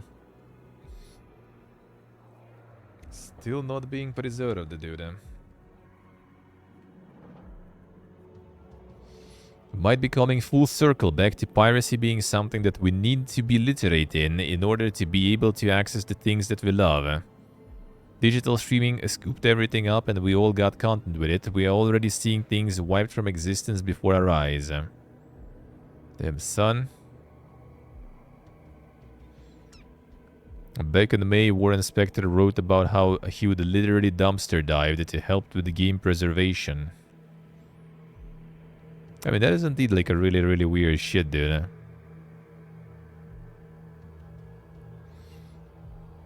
Game's just disappearing pretty much. A Lovecraft meets paper, please.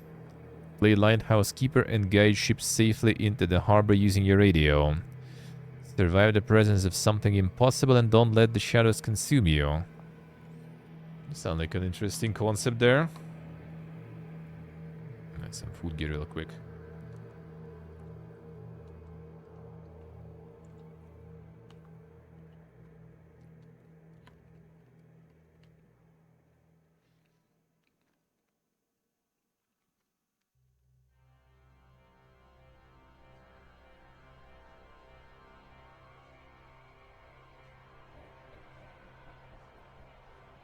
Mesmerizing tales of the sea, strange characters, atmosphere of a noble horror, multiple endings.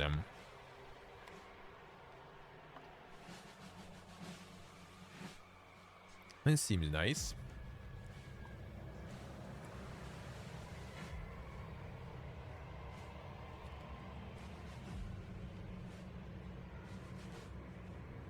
For all the Lovecraft enjoyers.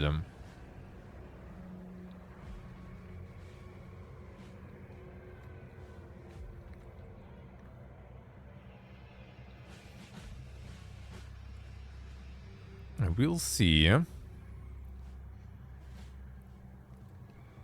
No moment. Let me actually drop it in.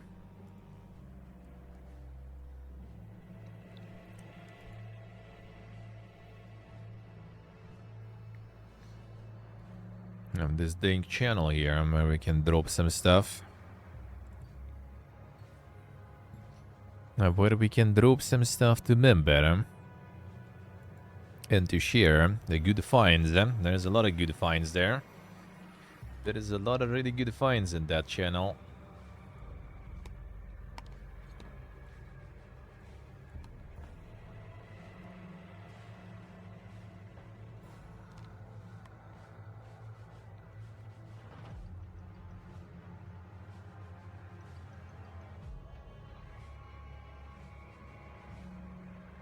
Oh yeah, this one. This is actually new stuff from the PUBG devs.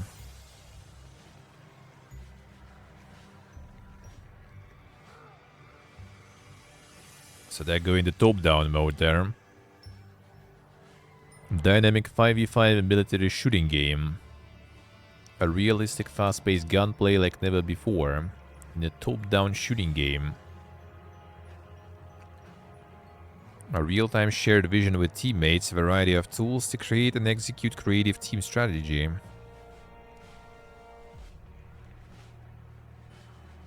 There's actually way more like the top-down takes on some of the popular genres. There's like a bunch of extraction games that are going top-down now also.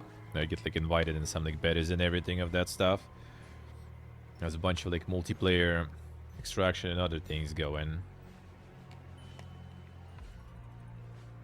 Not sure why exactly. Maybe it's like getting ported on like mobile easier or something. The interface doesn't seem like mobile friendly though, that's for sure.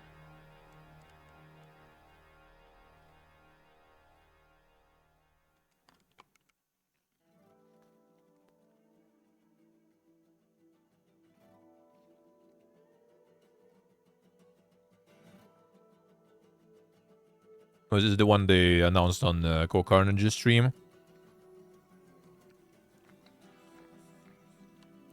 The way today in gaming, dude.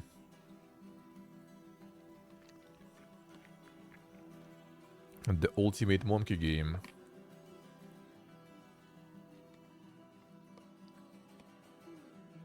Cost what bill? What?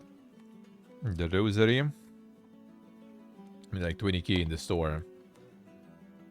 You get them from Evil Druids too.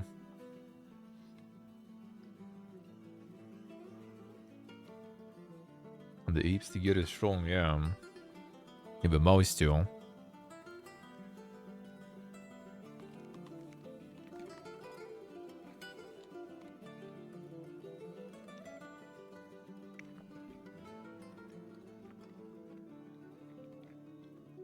It's narrative focused actually.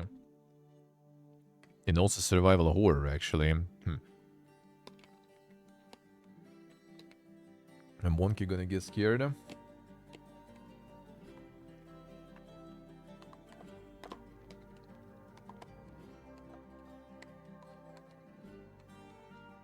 It's kind of like looks a little, you know, the gimmicky stuff that they just made this, you know, all those players the monkey with some like mouse also, and just for the kind of like cool looks and like, you know, this like a viral factor, I guess, let's put it that way. But how it will be in the end, that's the real question. It's kind of the same with Zookoses, right? Everyone was like really pogging about it by how it looks, and then it was actually out, and there was apparently no pogging at all anymore.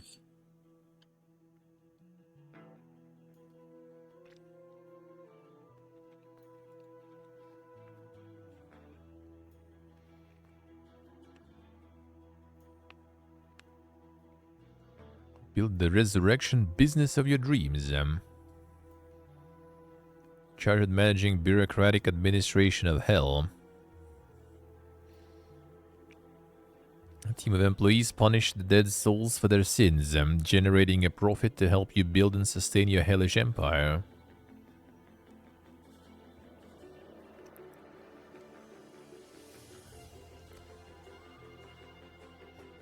The Hell Builder.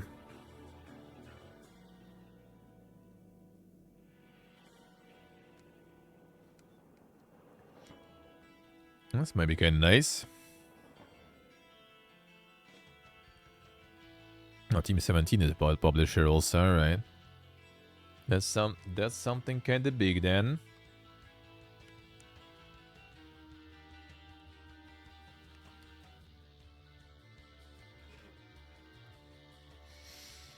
There's actually something kind of bigger. The access release though. Okay.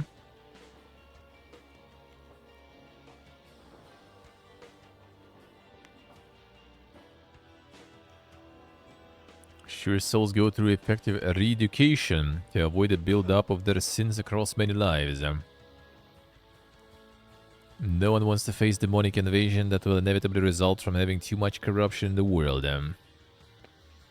Keep an eye on those levels of your efficiency scores will take a hit and more importantly profits. True abomination. And mold the keys of hell to your own deepest and darkest desires. Deep dark fantasies. Paperwork, one of the employees you hire will take care of it. Need more time to live out your hellish architect fantasies. The administrator of hell. This could be nice.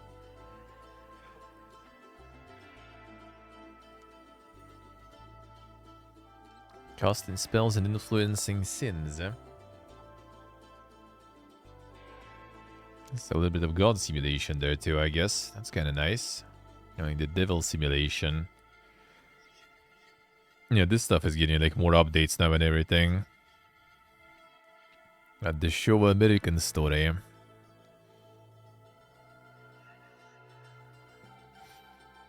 Still kind of not even 100% sure what is this gonna be. Or what it is gonna be even. Still no date, nothing. But yeah, they got like some more updates on this one too.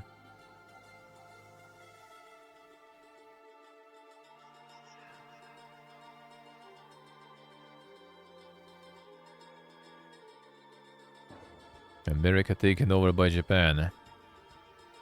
Leaving the insane Wii Power fantasy.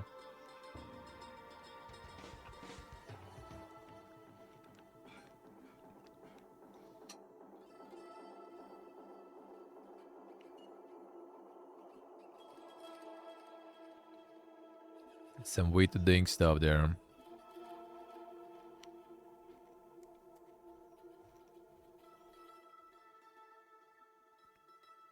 That seems like something that you know, Suda and Swery would make probably.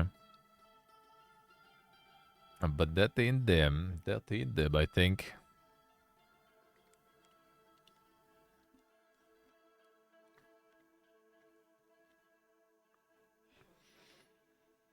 I think they're not participating. There's still no gameplay. Or did they add some?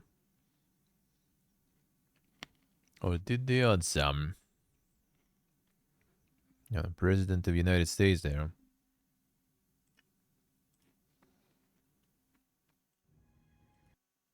second, músicas. No, pause. Unreal Tournament. Actually, wait, that was already some of it, right?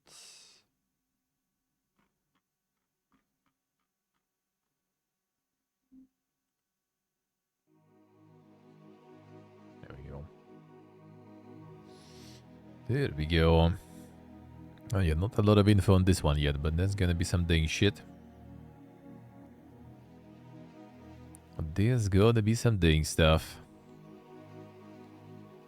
Oh, no updates, nothing even on this one. It gives have some gameplay, I guess. Some crazy premise and everything, and then like the gameplay will be some yoga jiggling there though, so people already gonna be happy. People already gonna be happy then.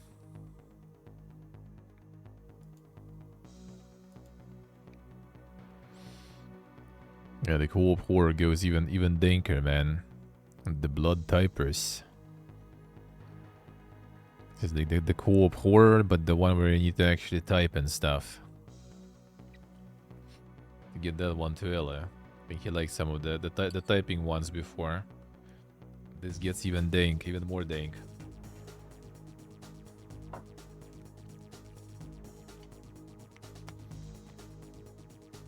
Typing is the real horror, yep.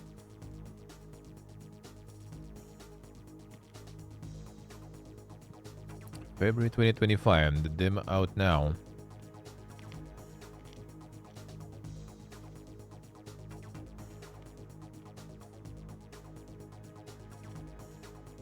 Yeah, I probably would be really bad at this shit, that's for sure. Typing not really my forte, I would say. Sure how good you need to have it there though.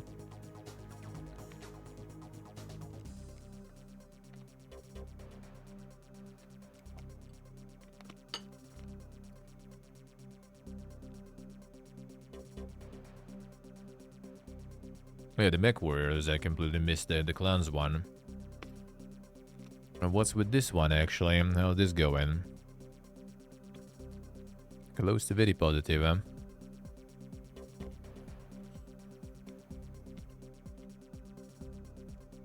17th of October. Kind of like I saw it in upcoming, I think, or something.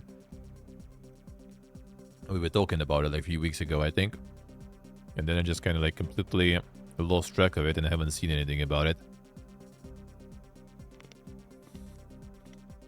But this is free to play.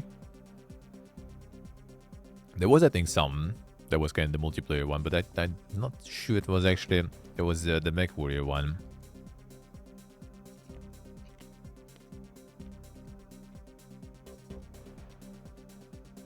Piranha Games and not Piranha Bytes, dude.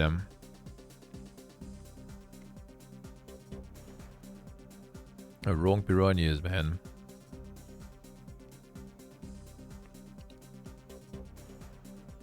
Five Mech Star Squad, some insane cinematics there they have. A biggest budgets, dude.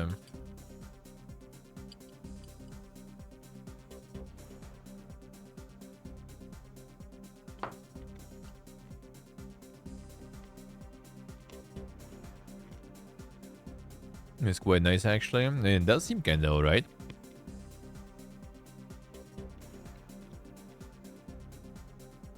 Hotfix number 3 preview. So I guess everything negative gonna be about bugs and performance. Had to refund them. Alright, control them. Oh yeah, I have mid-range PC. Alright, let's see. FPS dropped down to 10 on low graphic settings. There it is.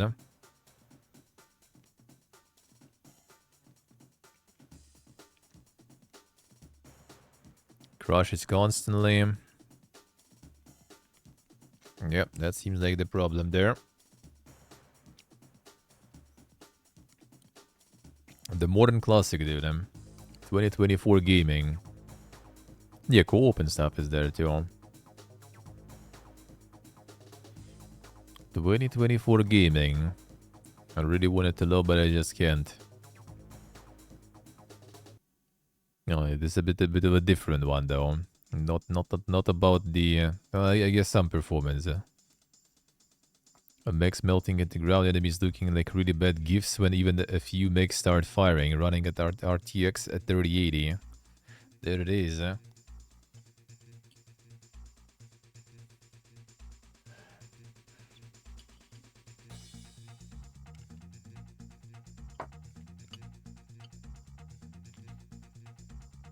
That's the Slavic, I see. True.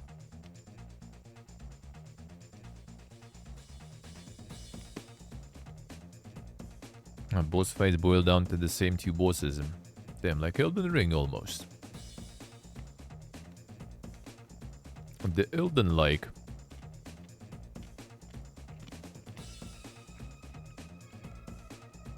Oh yeah, this one. And the successor of Ilona. Yeah, I heard about that one before. Oh, there's one wrong thing there. About the Ilona one. I think we haven't even checked that at some point on stream, I remember. Now they got the successor to that one.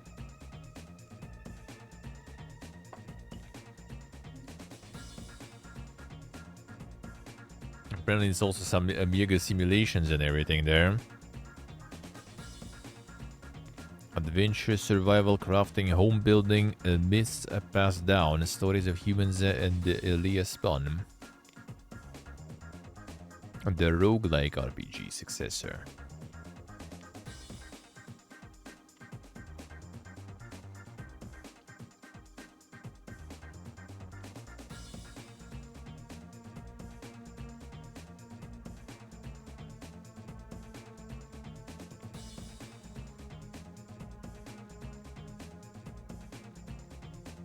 Yeah, this one is already kind of like just started on the 1st of November. Already quite a lot of reviews and stuff there.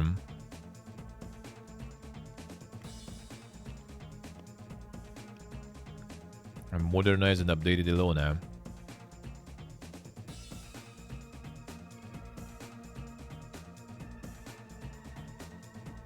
Exceeded my expectations. Kenshi Anime JRPG Stardew Valley. The mixes, dude.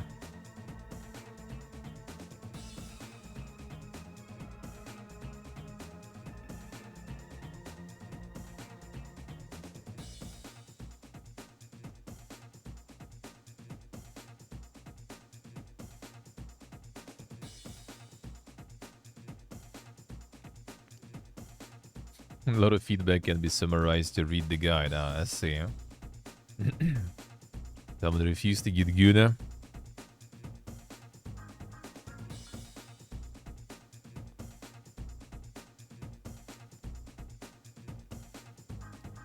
Wait, Ilona Plus and no make. Damn son, there's already like some more exquisite enjoyers there that know some secret techniques. Finish the food real quick. And let's go.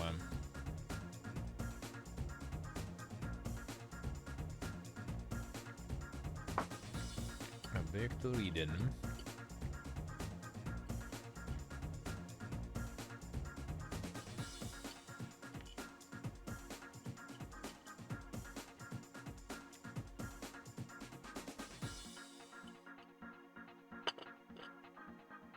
Alright.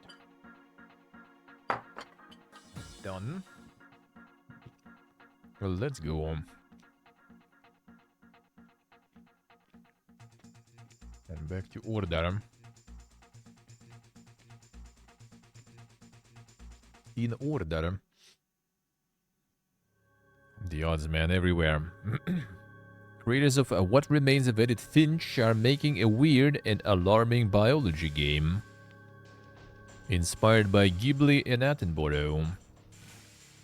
Disturbing but also fascinating, hence Giant Sparrow a founder.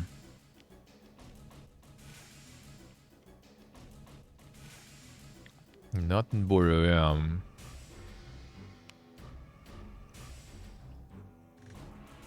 yeah, I assume, Steve, I assume.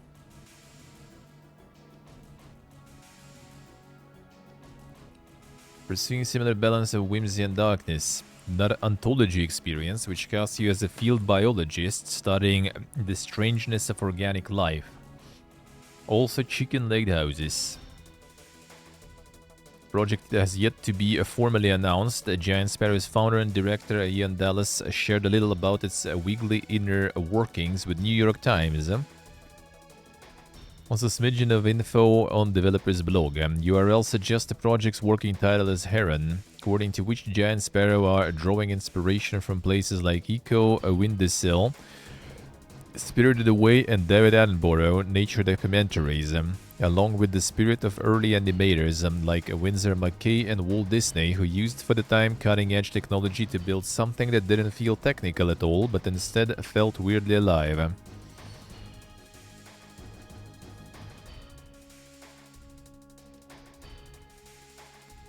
Project takes inspiration from nature documentaries, also takes inspiration from Dallas's disappointment about nature documentaries, and feels they're often rather broad and superficial, with too much cutting between creatures and places. They work in part because it's like a distraction for a toddler. Giant Sparrow's designers have also found nature documentary premise to be a bit of a glass ceiling, resulting in lukewarm concepts like photographing a minigame or like collecting 10 ladybugs or whatever. Hence, in part, the planned introduction of more fantastical creatures that might give rise to more complex approaches. Nearby, the concept artworks from the New York Times piece, menagerie currently ranges from regular chickens, complete with pooping functionality, to chickens that have gotten themselves confused with mobile homes. Start dotting a few slightly goofy elements led us to some stranger and more interesting places. That said, part of the aim here is simply to call out just how weird biology is, and encourage reflection on how many bizarre things are going on around us all the time, rather than weaving a fairy tale. Aiming for a more exploratory and playful world, with Dallas commenting that single-player games often feel like a chessboard, a world that's highly predictable and entirely designed to facilitate the limited set of actions a player is capable of. Is a work-in-progress example of an in-game scenario, trying to coax a giraffe into coming over and lowering its head at the right angle so that you can put something on it. There's an element of horror, which has intensified as Giant Sparrow have investigated various creatures and realized just how bizarre, say, a butterfly's reproductive cycle is by the standards of stinky, non-holometabolous human beings. What we have slowly found our way to is a game where animals feel gross and maybe you have this visceral reaction to it in the way that, like, when a caterpillar walks over your finger, there's something about all those legs moving that is really disturbing but also fascinating. Long story short, Giant Sparrow's new game is a real blend of emotions, which is just how I like my emotions personally. Going beyond the constraint of the nature documentary format, I'd love to know if the developers have thought about how their design expertise and experience may have structured their ideas about non-human creatures in advance. Also interested to know whether the animals in the game are portrayed as passive, with the player making choices progress the simulation, and whether there will be any interrogation of biology as a knowledge-making discipline. Sounds a bit like the upmarket version of the recent Zoocosis. Yeah, that is actually ended up being not really that poke though, and not about all the weird stuff. That much at least. Indiana Jones doesn't endorse Nazis, Bethesda is sure, just in case you are confused by him repeatedly murdering them. Oh damn, is it Twitter going at it again? A disclaimer, he really does hate these guys, huh?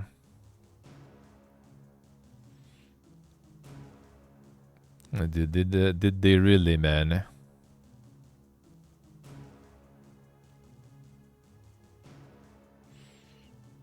Did they really? Not all unexpected that Machine Games and Bethesda slapped the game with an explicit disclaimer stating that the game's depictions of Nazis are not in fact Nazi propaganda.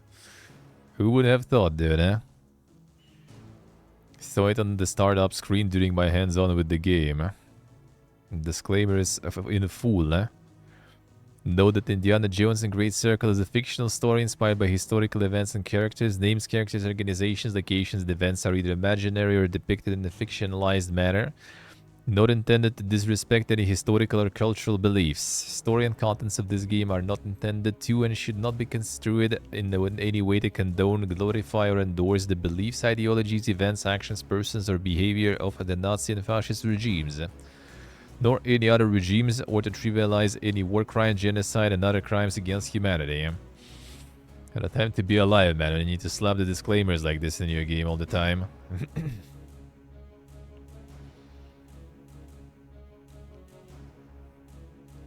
What a time to be alive, huh?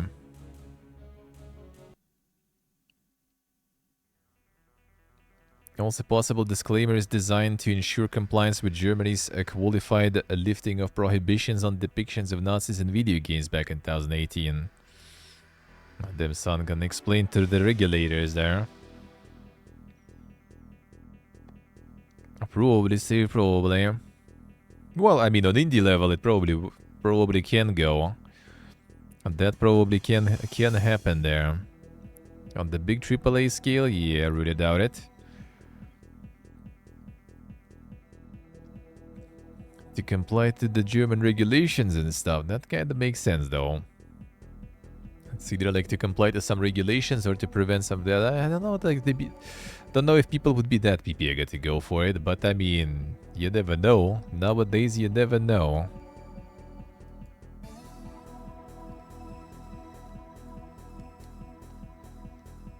Sony write off ill-fated $200 million shooter Concord as a loss by closing studio permanently. Con coup de grace. Oh, there it is, man. Certain aspects of Concord were exceptional, said Herman Hulst, CEO of Sony's Studio Business Group. But others did not lend with enough players, and as a result we took the game offline. Have spent considerable time these past few months exploring all our options. That's probably like the updates that were happening on SteamDB still. After much thought, we determined the best path forward is to permanently sunset the game and close the studio.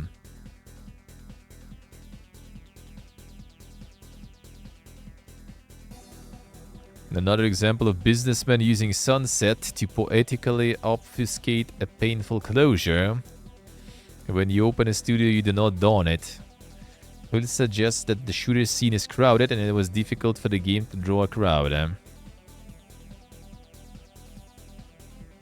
We will take lessons learned from Concord and continue to advance our live service capabilities to deliver future growth in this area.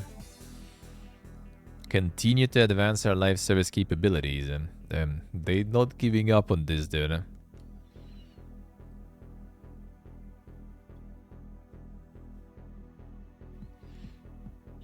Alongside the closure of Firewalk, another studio has been given a bullet in the back of the head at Sunset. Leon Koei, studio have been working on an action game for mobile phones, was also closed. Both decisions were given serious thought, and ultimately we feel they are the right ones to strengthen the organization. Leon Koei and Firewalk were home to many talented individuals, and we will work to find placement for some of those impacted within our global community of studios where possible. So the 2 studios even. Yeah, I wonder if like the SteamDB changes in Concord were then part of that attempts to find something to do, and now they're just gonna completely ditch it, I guess. I wonder. Because they were still kinda quite recently trying to go through it.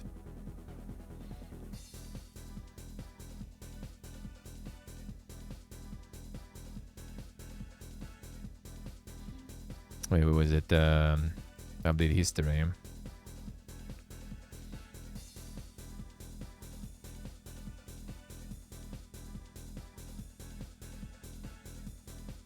Change the privacy policy, there is stuff.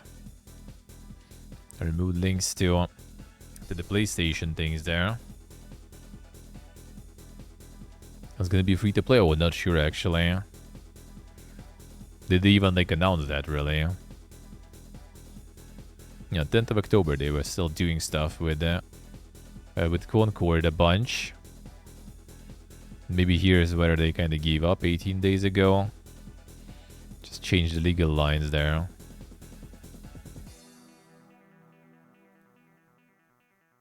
Remove the Sony mentions there and everything. And user agreements and stuff. This way.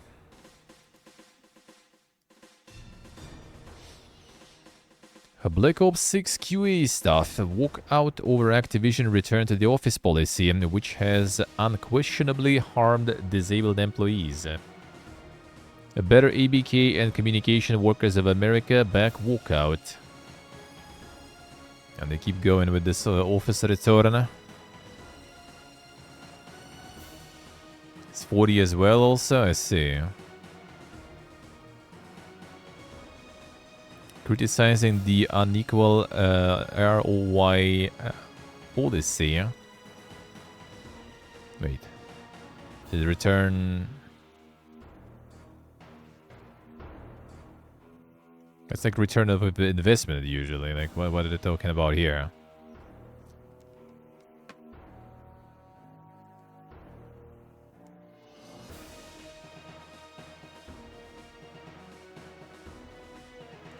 Feels bad, Pentropy feels bad. Yeah, can't do that anymore.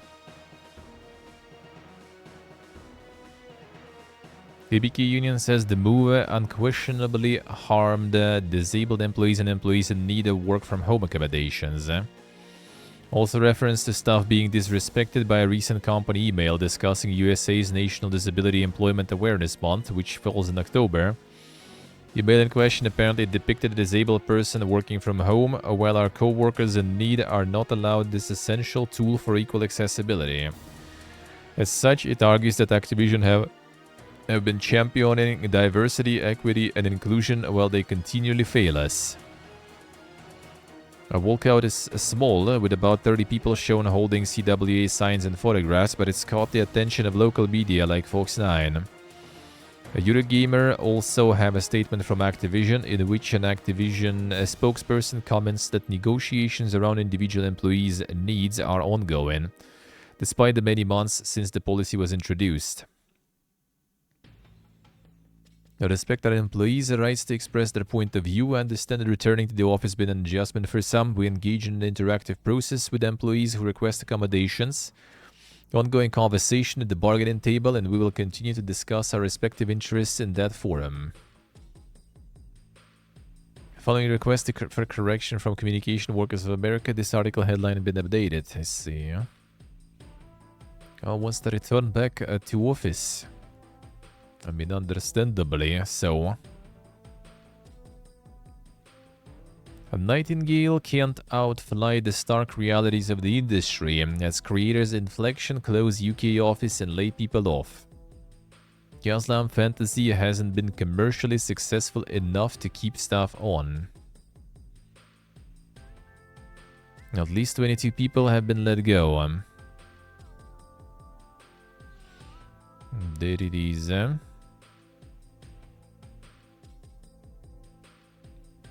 Continue to work tirelessly alongside our players as we move forward as a studio. Support each member of the team affected by reductions as they search for new opportunities. And the early access release has been commercially successful enough to continue development at our studio's previous size. As a result, we're undergoing a restructuring process in Canada and we will also be closing our UK office.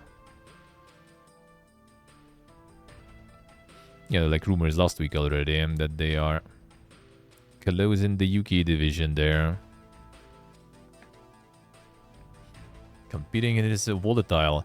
There was... I think I don't have actually that article, man. Where was it? It was actually on Discord we were talking... no, I think I saw it somewhere else. It's basically like that a lot of people now are like really not happy with all these like massive like huge studios and stuff.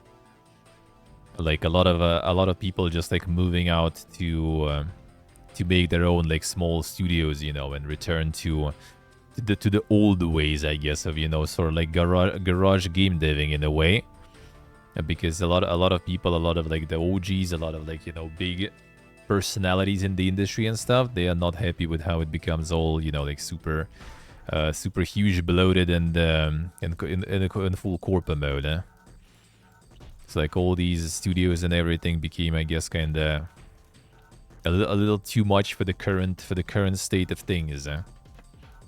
Economically, and also looks like, you know, kind of mentally, I guess, since people just don't even want to work that way.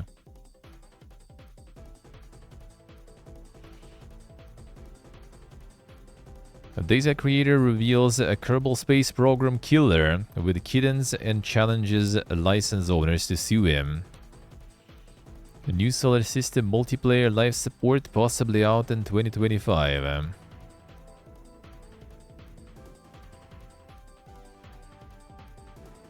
Yeah, the Kerbal Space Program sequel already kind of abandoned there, yeah, so...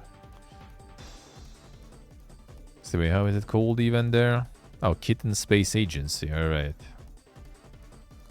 The latest progress on KSA, which is our KSP killer, developed by us at Rocketworks together with former members of the Kerbal Space Program team and amazing modders.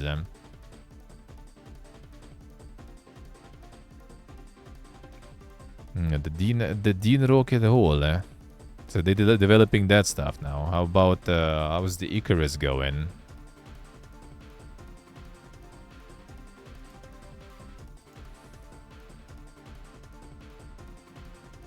You guys need to finish something, you know. I guess that's already out of early access, so it kind of finished, I guess. Time to move on to the next one. Actually kind of solid, looks like, even more or less. Not bad. Not bad. So now the next one they go in for is their own Kerbal Space Program then. Yeah, the whole made KSP mods in the past. I see.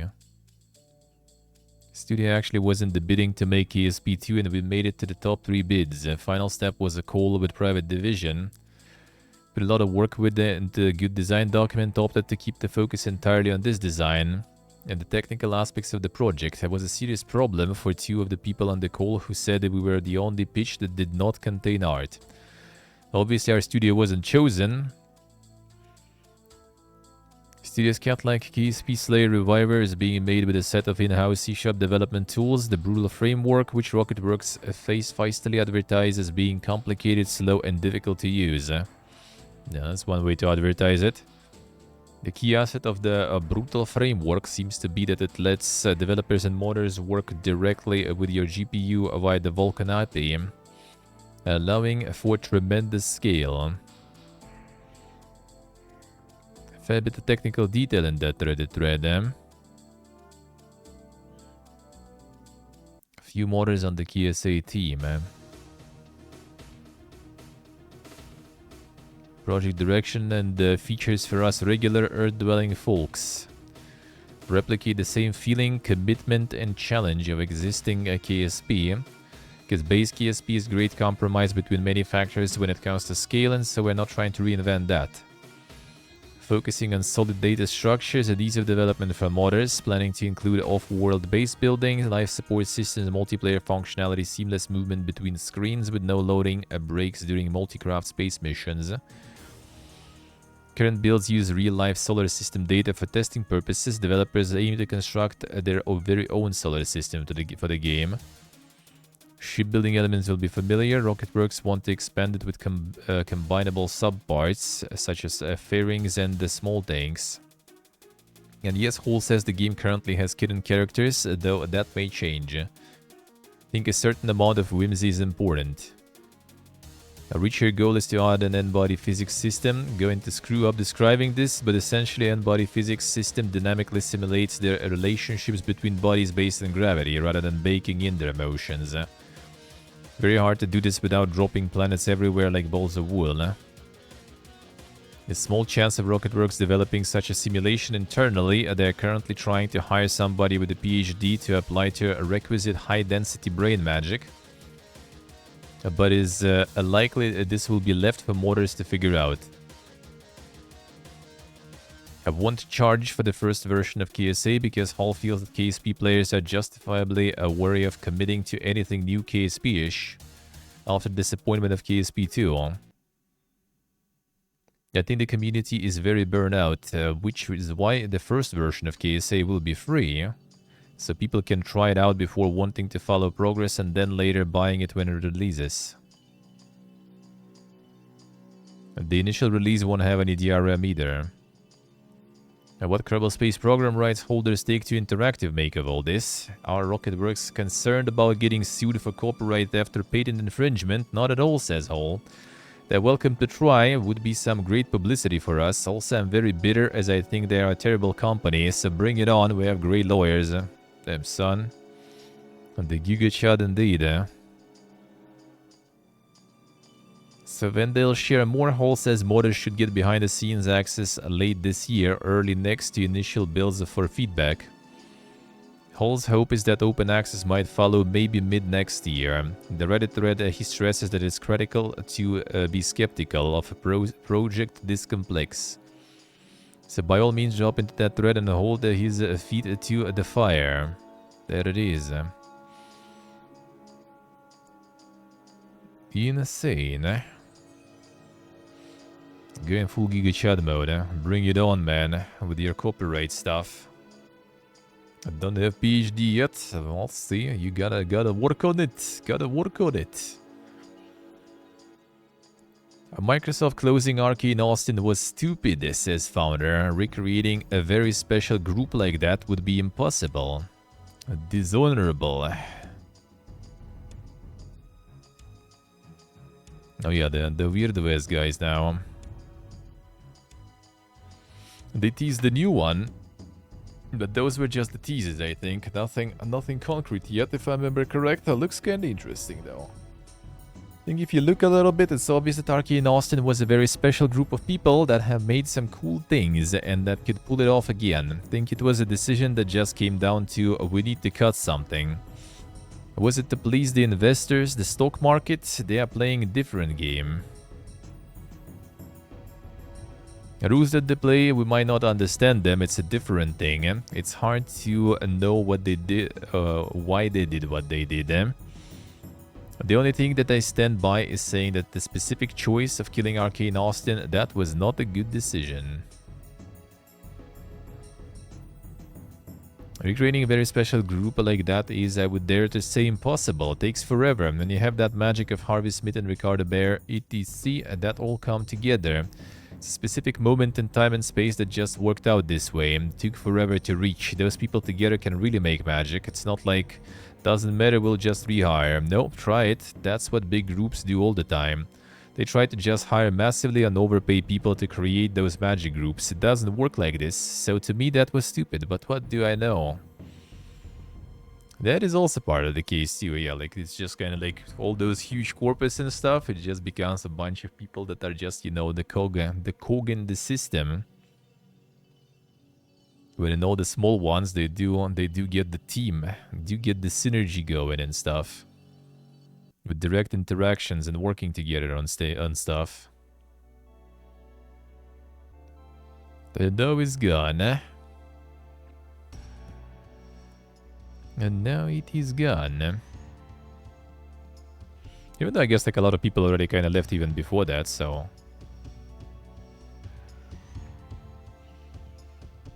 And just looked at who isn't too deep into the game and closed them, yeah. It's actually like ironically like even like what Ubisoft is not doing. Like then, well, they did close the team that was working on the latest Prince of Persia, right? But they basically redistributed all the team inside the studios. That they didn't actually like, you know, lay them off or something. I mean, maybe some they kind of did low key there, right? But most of the people they just kind of redistributed other teams. They did get some other layoffs though, but you know that game, the new Prince of Persia is actually decent. So they didn't throw those people that made something decent away. You know, they actually just redistributed them.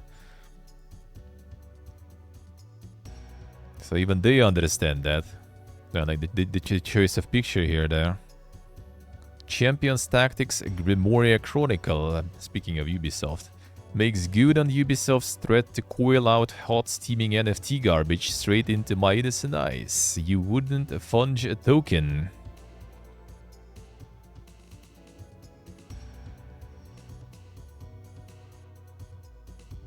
Worthless, they declared. Most NFTs were worthless. Greatest artistic movement since the big BSOD. The greatest proof of the power of the blockchain. The very future of the whole funging infobon.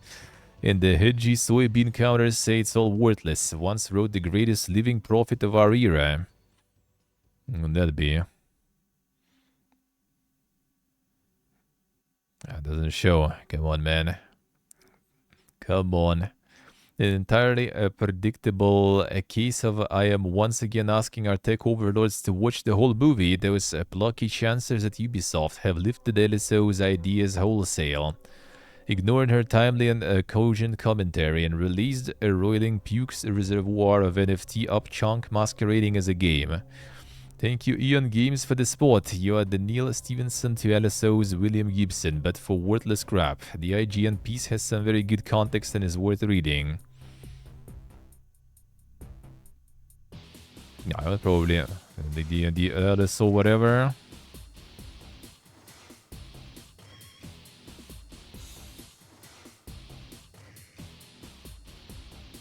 Who was that in the end?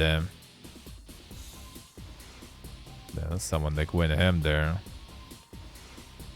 Someone went ham there.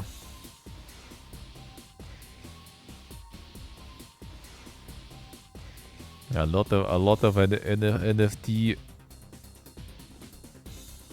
fiesta there going on. I'm not sure. I want to read all of this probably. A bit irrelevant there. Champions Tactics Grimoria Chronicles, which I won't link because I respect the color green too much, is the ultimate Web3 competitive turn-based RPG. Can only play the game via its own website, which I won't link to because I respect the color green too much. There's also a trailer floating around, not going to link to that either. Got a lot of respect for things in motion I have, and this represents a terrible use of them. As IGN point out, Ubisoft first announced it'd be sticking its head in the NFT toilet bowl and daintily sampling the yellowing sidecraft about 3 years back in an earnings call. There's a lot of about the NFTs and blockchain and all the writing here, dude. Like the actual The words like revolution were used. The phrase play to earn was latched on to with glee. A blockchain will imply a play to earn that will enable more players to actually earn content, own content, and we think it's going to grow the industry quite a lot. Chirpy Cockney urchin Yves Guillemot said at the time. Contrast this to statements made by Ubisoft's Philippe Tremblay to GIBiz earlier this year, where Director of Subscriptions said the consumer shift needs to happen. Gamers are used to owning their games. Sure, blockchains and subscription-based access are different kettles of fish, but this does feel inconsistent. Almost like they'll just say anything. Why even use words anymore? Why not just chortle and snort? You know you want to. If you slept through or somehow mercifully forgot about the crypto craze of the last few years, you might be wondering why a game that lets you buy items as NFTs is a problem. First up, there is the obvious pay-to-win element, attendant on letting people cough up to forge more powerful characters, something that irks me less because of the holy sanctity of competitive game balance. Although that's enough to put me off playing, and more because these things are designed to play off the same vulnerabilities as gambling. IGN reported the highest priced figurines, the characters you use to battle, are up on the marketplace at $63,000. That doesn't mean people are necessarily paying this much, mind them, and those are outliers. Most bits are a mere $300. So that's nothing, dude. Either way, it seems antithetical to anything actually interesting or valuable about game design. Why inspire organic investment when you can just invite players to join the ghoulish sunk cost spiral? Secondly, Web3 industry have thus far failed to make a convincing case that this stuff isn't a complete emissions disaster. According to one study, Bitcoin alone uses the same amount of electricity each year as Argentina. For balance, I should point out that blockchain advocates argue that technology can aid sustainability via more accurate load monitoring, generation and distribution in the grid through efficient use of data. It's also hard to see the release of Champions Tactics right now as anything but an act of desperation from Ubisoft, evidently feeling financial pressure, or at least trying to get those numbers up before potential buyout. I'll leave you with more words of wisdom from RPS dearly departed Scryer of Crowd. Crack revealing a strata of vape pens, laser discs and bags for life, all of it trash. Belted bumper of the weed green Tesla Model X once owned by, she couldn't even say his name. Everything trash. 2 empty bottles of Iron Brew kombucha rising like the legs of Ozymandias. Sarah stored it. Look on my apes, you mighty in despair. The Ubisoft. I don't think it's like some sort of cashing out stuff though. Like that's not gonna make them shit, to be honest. Especially in the scale of the company, there was like no marketing, nothing.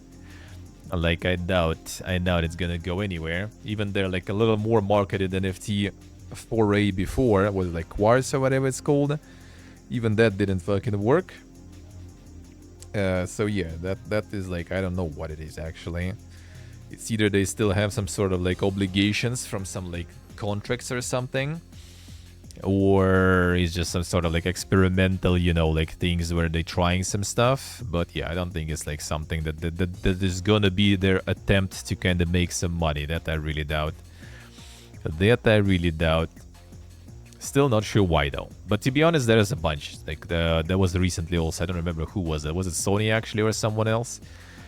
Committing also to some like blockchain and stuff. Like that shit just keeps happening. It's like that shit just gonna keep happening. They're all gonna keep trying that stuff. Because I mean, technology is still alive. Technology is still going. They just didn't find the way to kind of like, you know, use it properly. And they still kind of trying. Even though, to be honest, they're trying more not to use it properly, but more to try to make some money, easy money out of it. Which obviously doesn't work right now already anymore. Or they just all trying to do something and then just gonna like be sitting there, you know, waiting until the next, you know, wave of hype will go. The problem is like it kind of like never really goes the same way. Like it's gonna be like something new most likely. It's not gonna be some NFTs. It's gonna be some other thing that will be maybe also like kind of related to blockchain and cryptocurrencies and stuff, but it's still gonna be probably something new because it like almost never repeats itself. Yeah, everywhere. Yeah, that one. That one at least kind of like trying something. I think they also were like trying to get some like content creators on board or something. I just kind of like didn't go for that shit. Like every once in a while there is like something like, oh, like, yo, dude, we have like new game, like sponsorship opportunities. You're like, oh, damn, what is this? Open, like, you know, maybe like screenshots kind of like first, like, all right, what is? And then you just kind of like see that, you know, yeah, it's like some Web3 stuff or, you know, like all the NFT blockchain shit. And you're like, God, man, every fucking time, dude. I think it's maybe something good? No, it's not. Over. It's over. But yeah, they still gonna be testing the technology and everything. They still gonna try that. Thing is, like, it's also like all this is like really one-sided. Like why like the Bitcoin and everything, like NFTs don't even work on Bitcoin. Like it doesn't even support it. It works on completely different blockchain, not the Bitcoin blockchain. So like, I mean, like, I also not a huge fan of all this, like, you know, the fiesta and farming it, but, you know, like, also if you kind of like shitting on it, then at least kind of like, you know, do it more in a more educated way. If you try to shit on it, like, and looking smart, then at least kind of like research a little better, I guess. But yeah, it's gonna be for a while. They're gonna be still testing it. I'm just not sure what they want to achieve. Like, do they still want to kind of like innovate with something actually useful, or do they just really want to like sit there and wait until like the next hype wave and they are kind of prepared for it and they are there for it, you know? Because that could be the case.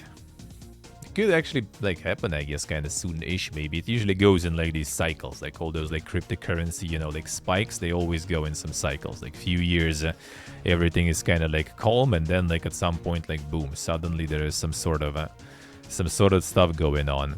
Even though it's constantly going on though, like the crypto itself is like constantly something happens, like, you know, prices increasing, you know, conversion rates increasing or dropping. There's always some movement. Just no like mega hype around it, I guess, like it was with like NFTs. So we'll see. We'll see. I'm not sure what exactly Ubisoft is trying to do there. As games, I don't really still understand though why. Like what's the point, man? What's the point really? I don't know. Like all this like owning your digital things and everything. Like, I mean, yeah, sure, it's cool, but like why having the whole, you know, like system and blockchain for that? Like, you don't need that. Like, if it's one game, there is no point in that. It's just like kind of like, you know, hammering the nails with a microscope. Like, you can do it, but why? Just get a hammer. It's like way better to do it, way cheaper and easier to do it that way. And all those dreams of like making this like some sort of like cross game, you know, like inter-exchangeable like layer where you will be able to pass all your like digital goodies that you own to different games and companies. Like, no one's interested in that. Like, this is not gonna happen because like well, why would like Activision, for example, work with EA? Like, so you can transfer your like AR from Battlefield to Call of Duty that you unlock there. Like, what's their interest? Like, they don't have any interest in that. Like, why would they do that shit? Yeah, they try to save. Yeah, they said they try. Like, I don't know if they actually gonna, or it's another, you know, attempt to just kind of like use some buzzwords and stuff to get the investors, you know, erect or something. I'm not sure. Which is also kind of might be the case with Ubisoft. Maybe it's like some sort of like, you know, oh, we have a game, blockchain NFT game, by the way, guys. You heard about that? Like, you know, a few years ago was all the hype. We have one in the portfolio. Please, you know, invest us more. Maybe that's kind of something like that. I don't know. Because yeah, I for now don't see the usage. Like I don't really mind. Like I also kind of like like traveling now and stuff, right? I just like see that it's like in a lot of these countries, like all this like crypto stuff is all over the place. Like there's a fucking crypto terminal standing on the streets, that people are using and sending stuff. Like it's not as dead as it kind of like might seem from the outsider perspective. But I still don't really see like why and how it actually supposed to work in the gaming industry. Like I'm not completely against all that stuff in general, but in games I don't really see how it works. I don't really understand because all this interchangeable thing is kind of weird. That is kind of weird. Unless you have like different games, different companies, different databases in the VOD, there's no point at all.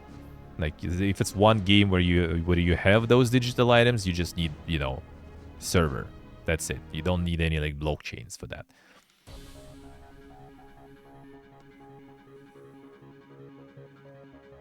EVE Online was working for some reason with digital items monetization. Wait, how so? What do you mean?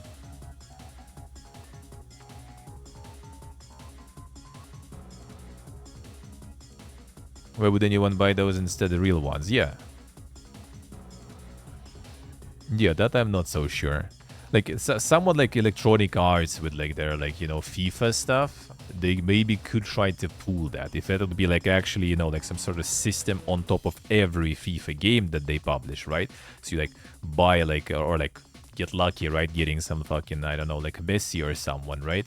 And then you have this like Messi NFT that you can like put into every game later. But even they're not gonna do it because like why having one, unique Messi, even if they're gonna like get paid like $1 million by someone to get that unique Messi in every game. Like why would they do that when they can like, like sell like hundreds of those Messis, not for 1 million, but for 100,000s, right? But they're gonna sell hundreds of them and they're gonna sell them in every game, every year, again. Like I'm not interested. Like why would they do that? Like then there's no motivation for them to do it. Yeah, Entropy, yeah, that is sadly the case. That is sadly the case too. Are you able to exchange the in-game currency for money? Oh, you mean in that sense? Well, that's the thing. Like in EVE, that was kind of like EVE itself is a good game, right? And then like all like it's kind of like with esports, right? You can't really force that stuff. Like if it's like a good game and people like it and play it, and then they maybe will want also to like engage into some sort of like real money trading and stuff like that, especially if it's allowed in the game.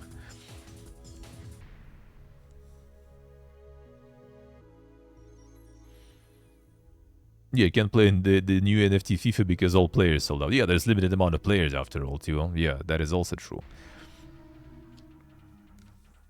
I don't remember. Was it really in EVE you could just like literally playing through them do the RMT? Like I know RMT is an MMO, obviously, right? A lot of MMOs, including World of Warcraft, and I think that's how it worked in EVE. Also, they just have those like tokens, so you can buy. Someone buys the token with real money, and then you can buy it from them with in-game money, and with that token you can like pay subscription, for example. Plex, I think it was called actually in EVE. Like it's not exactly directly, you can't really cash it out, it's not exactly the RMT there. Forcing stuff Overwatch 2 situation, sorta, yeah, sorta. So it's not exactly that kind of RMT. But the thing is here, it's all about RMT, right? Like, for example, you can play EVE or like World of Warcraft or something. You can just play it for fun, right? And enjoy it. You don't need to pay outside a subscription and stuff, right? Like, someone wants to make money playing it, like sure. Better ban them, of course, right? Like, especially all the bots and everything, right? But like, someone wants to play it as a job, I mean, up to them and up to Blizzard to ban them, sure. But like you can still play it for free. Those like pay to earn games, they basically like they don't have that option. Like you want to just play it, you still kind of need to like pay in at least, but buy in to buy something, right? You want to succeed, you need to buy in more, like not just like some character for 100 or like $300, but you want to actually be successful, you need to pay even more then. So it's kind of like becomes, you know, like play to earn, but also pay to, you know, win and pay to enjoy, I guess. So it's kind of like that's why it's probably like not like all those that succeeded. What was the some Infi or whatever, something, I forgot the name of the somewhat successful pay to earn when NFTs were like on the peak, something Infi or whatever, I forgot. But it kind of did succeed in a way, because like a lot of people, especially from like, you know, the more like poorer countries and everything, they just hopped in on it because you could invest like a couple of hundreds, and then with that you could just actually kind of like farm and make more money. But they didn't go there because it's a good game. They didn't go there to enjoy the gameplay or something. They did go there because it makes money. As soon as it stops making money, you know, or the amount of money you make is not good enough, they just stop playing. And then the game kind of dies because no one's playing anymore. Because outside of making money, it's pointless, you know. So it's kind of PP again. It's kind of weird. And those things, they like blockchain in general on its own, right? It has like some sort of like its own intrinsic value, right? It's like the mean to transfer value, the money, for example. Like it has functionality outside of just the game. So it's kind of like it's gonna be used for that. And inside the game, it's just kind of like, what's the point of the game? You have fun, to enjoy playing the game. So like, why would you do it just to make money? Like outside of the game itself, it doesn't have any value. Like you earn some stuff in the game and make that money just because there is hype, just because people kind of like buying into it because they see that you can actually make money and they buy into it more. Like we had this stuff with what was the name? I forgot already the name of this thing. It was like the NFT shoes. So you basically kind of like buy NFT shoes and then you launch the app, and then while you walk, you earn money pretty much. So like fitness making money in a way, motivation to make money. Sure, we actually like our friend like got into it. Like one of my friends is like super into crypto and he's like fucking like super loaded, you know, for a while already. So he got into that stuff, and I was like, back in the day in 2010 we were both like starting to get like into Bitcoin. It's just like we at some point, you know, kind of dropped out and sold a bunch for very cheap, let's put it that way. Most of it, like some of my friends sold everything. I kept a little bit, which is already at this point also like only a little bit of it left, so I kind of like sold a bunch of it like under the value at all. But he never did. He just like was like keeping farming, so like he's like super loaded. And he got into that shit, just bought like NFT shoes and started walking with them. And then he was like, oh guys, you know, like you don't want to buy into it yourself, I can give you, you know, these shoes, I'll buy them for you. And you're gonna be walking, and I'm gonna be giving you half of the income, you know. So you know, you're not buying anything, you're not getting into it at all, but I'm gonna give you half of what you're gonna earn, you know, like 50% and 50 mine. Alright, sure, let's try. I mean, we ain't investing anything, right? Ain't spending anything. So we were walking for like a month and stuff. That was actually like really fucking solid money. We got our own shit too and started like walking with our own. Also, I was walking with 2 phones in my hands, basically. Actually, no, at some point it was 3 or something. You know, just like to farm that shit. And yeah, that was like literally like the pyramid stuff, when it was still hyped up and people were buying those shoes to like, you know, we can make money that way, and people were going into it more and more. That was working. As soon as people kind of stopping buying in, it just stops working. So we thankfully kind of managed to get everything back and even more. The only sad part is that I managed to get like some sort of like giga super rare shoes, and instead of like instantly selling them, I was like, you know what, I can use them to farm more. And I did, but like after like a week or so, then it started dropping. So like in the end, it's kind of like if I would sell them, I would like win like really big. I didn't, so I didn't.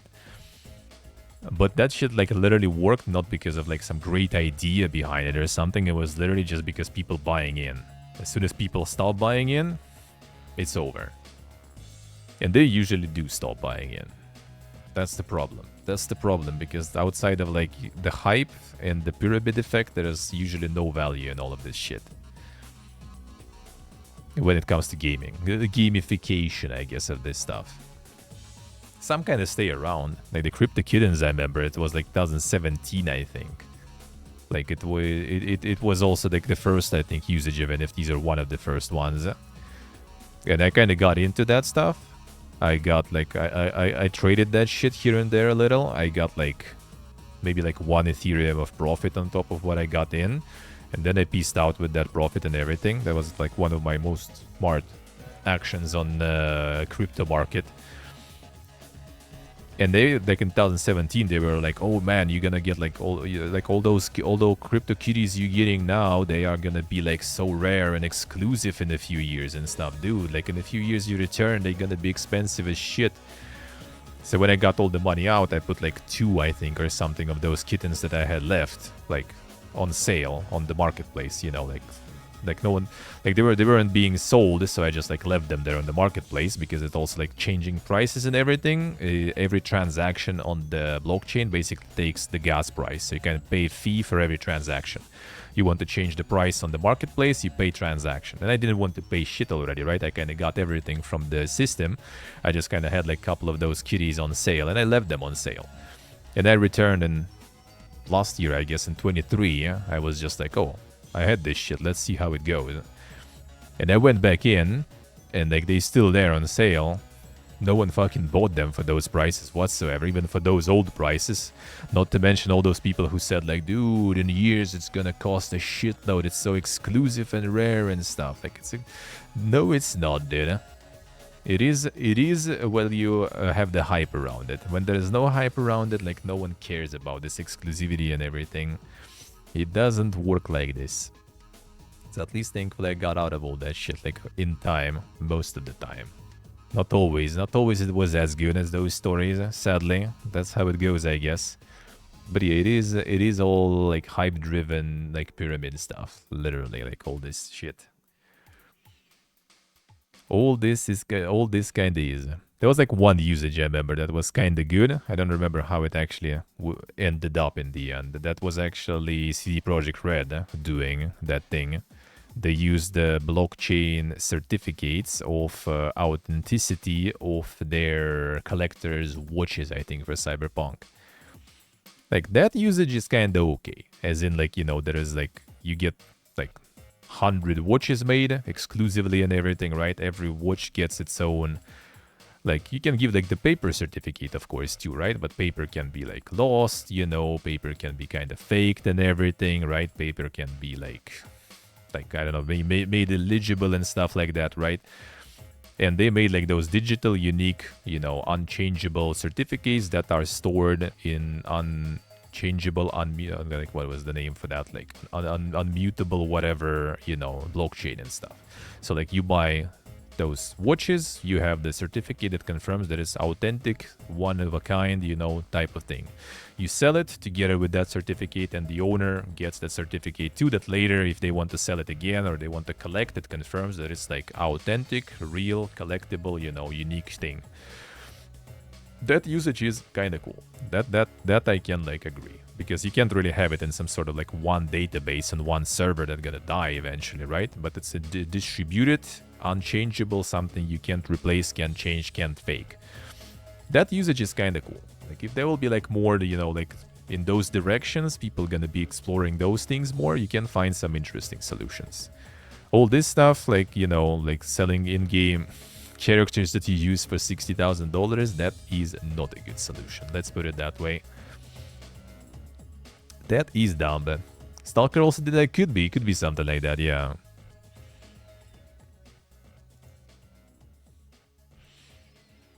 Alan Wake 2 still hasn't quite made its money back, according to Remedy's latest financials. Dude, like, how much time already? Like, still October 2023. Oh, actually, not that long. It kind of feels like forever already since then. Still didn't make it back, dude. Before the release of expansion, though, so I guess the expansion maybe will bring some more.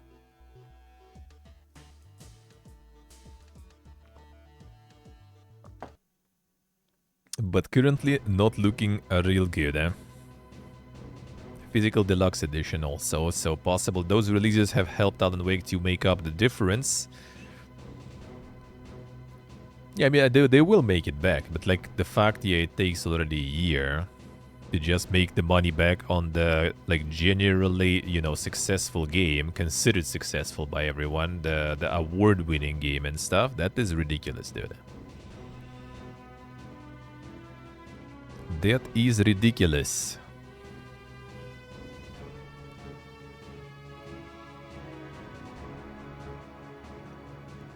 People on Frostpunk saying the costs were paid back, not a good thing. People molding that hard about it. People molding that hard.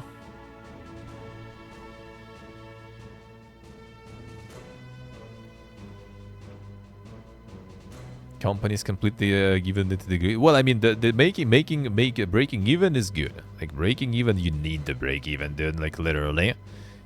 Making some, you know, security sort of on top is also good. That is also good. Like in my opinion, it's actually the like the over profits, like the desire to constantly jump higher than the ceiling. You know, like, oh, we made that much from this game, we need to make more with the next game. You know, and constant desire to produce blockbusters and make like some crazy profits and everything. And creating these expectations of those mega profits, and creating this culture, obviously, also like all the giga rich CEOs and everything on the yachts and stuff. That is a bit too dank, dude. That is I think too far, and that's I think also part of why a lot of people now kind of quitting all the big corporate, you know, game dev companies and just making their own small studios, because that way they just kind of like a little more secure on the market and everything, because you know. You don't need like millions. Like you basically like take too long with releasing something, and like every month of like the release being overdue, when you have a studio of like 50 people even, that's like, you know, already like, I mean, maybe not like a mill, but still kind of depends on the region, I guess, right, where you are. That is just in salaries alone a shitload of money just like wasted pretty much. So they just kind of like a lot of people returning to this like small team of people and taking back, you know, kind of this responsibility and everything to themselves in like the small group of kind of like friends and stuff, you know, people that work together well, people that know each other well, and can produce something good. Yeah, I mean, I'm all up for it, dude. Like, if it's gonna lead to more like cool games and small and cool games, instead of like all those like, you know, huge fucking open world mastodons that are kind of cool too, some of them, of course, sure. But also I think it's also like part of the reason, I guess, why we have that many like open world and everything, and these huge amounts too, like big open worlds, because also those like the big cool creators, you know, and the creative minds, I guess, they are like few and far between, sorta, I guess. But the team is like hundreds of people, thousands of people sometimes. So like, what would all of them do while this like massive creative mind is creating something, you know, like the main things and systems? They just gonna like, you know, use to make use of all this workforce that they're paying for, right? They're gonna like, oh, you know what, while we're waiting until the next like some sort of like system is gonna be implemented, how about you guys start pumping some, you know, environments and some mobs for us, you know, and some other things. And then you get like all those like huge fucking games where everything kind of boils down to all those like systems and things that that the actually creative people made in the end. So you can kind of boil down a lot of those games, I feel, to some loop that is not actually even like anything super huge and crazy, but it's just kind of getting stretched and panned a lot into some massive open worlds that are not always necessary, dude, at all.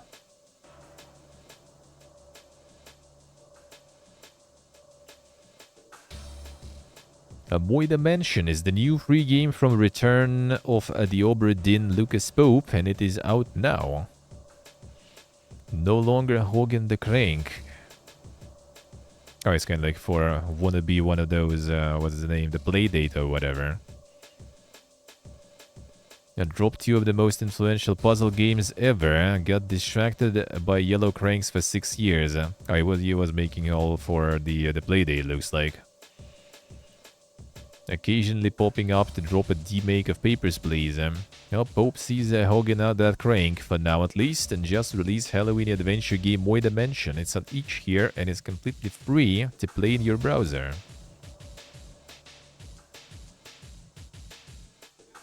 So you can actually get it on each there.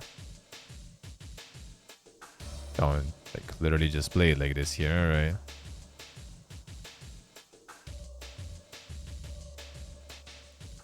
Electronic Liquid Crystal game.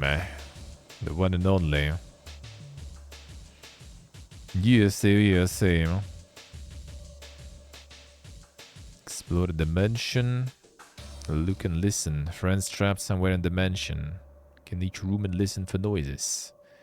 Search button repeatedly to cycle through searchable objects in the room.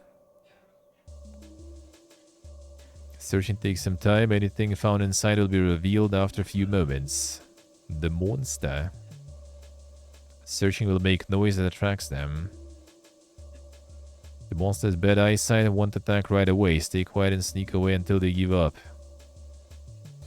The mansion hides many secrets behind locked doors and inside locked boxes. Hidden passages.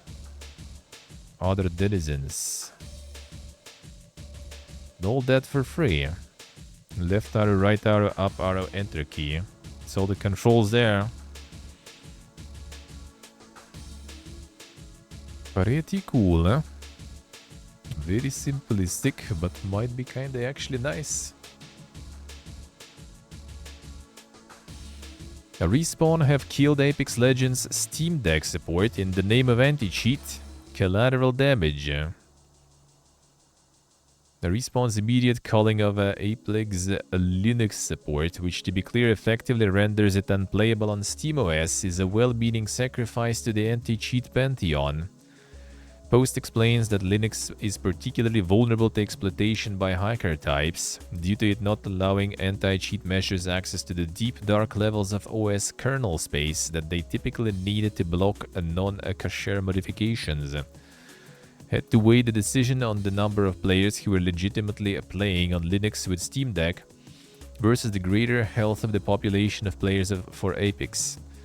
While the population of Linux users is small, their impact infected a fair amount of players' games, and this ultimately brought us to our decision today. I mean, yeah, I don't know. That's kind of hard. I mean, obviously it's bad, right? That you can play it now on Linux and on Steam Deck. But I mean, that's the fight with the cheaters, man. Like you can't really win that fight nowadays. It's really hard. Several games that gotten that anti-cheat. Everyone going for kernel level. Yeah, I mean that's probably like the only way, really. And even that most likely is not like completely, you know, like foolproof and everything. That is maybe not completely fully, you know, cheater-proof there. Maybe even that's still gonna be. It's like it's always uphill battle basically.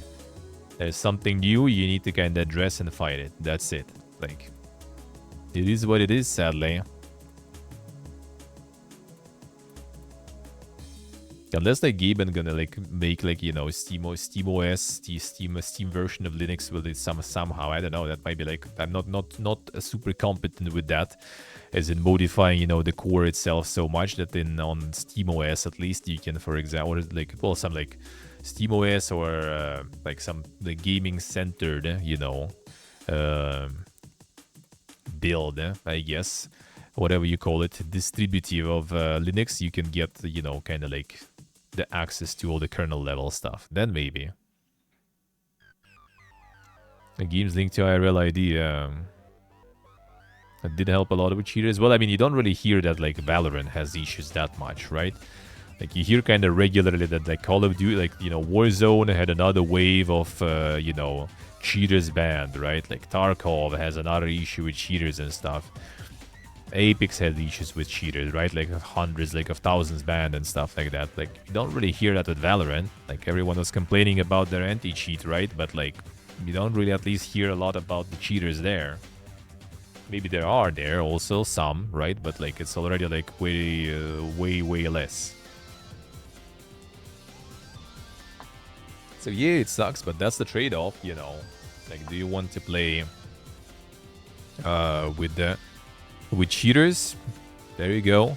You want to play kind of safe and without it? Well, then you need to deal with all this, like, yeah, the Chinese companies getting to your kernel access, you know, or just don't play, I guess. That's all there is to it. QB stay QB, yeah. Was it theirs? I mean, maybe.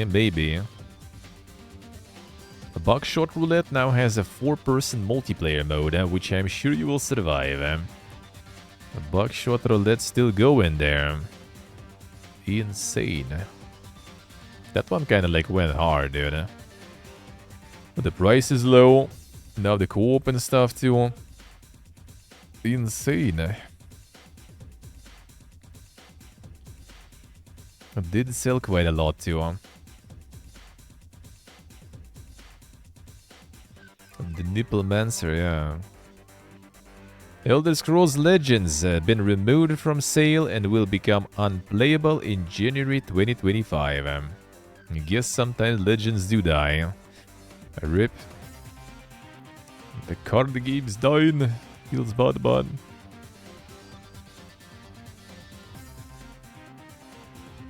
That is always sad, yeah, man. Less and less, you know, decent deck building in the market, sadly.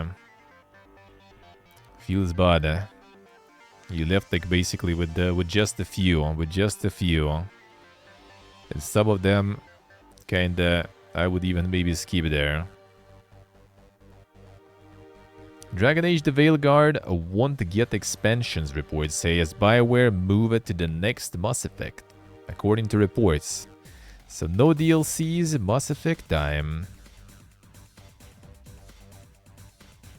We'll see. Full attention towards a new Mass Effect. Although there is decent amount of card games, but a lot of them just kind of like, I don't know, they just don't kind of like work, they don't attract, I guess, or something. They don't literally click. Like Runeterra was really good. Like Runeterra was amazing in that sense. Like even though I'm not really like League enjoyer, I still really did like Runeterra. But like the Warhammer deck builders that I played, they just like not really like clicking that way, dude. Something's not there. Hearthstone was nice when I played, but like the RNG galore happening there, and you know the backlog of things that happened since I haven't played, and how much I will need to catch up with either like a mega grind being behind with no cards, or by swiping. Yeah, I'd rather not. I see, Rimor, I see. Dragon Age the Veilguard on PC is the surprise AAA tech success of 2024. Then you can make it even go faster there. Insane. With all the DLSS and everything.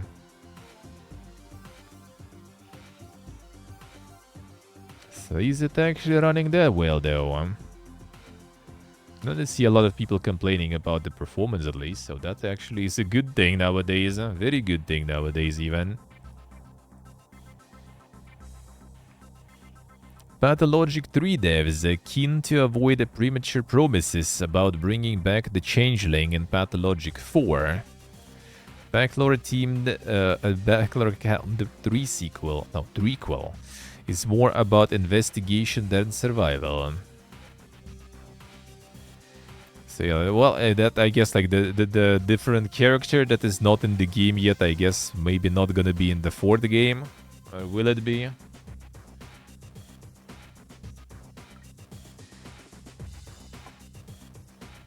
Creating 3 fully developed games with distinct gameplay and significant differences in narrative. Alright, let's see.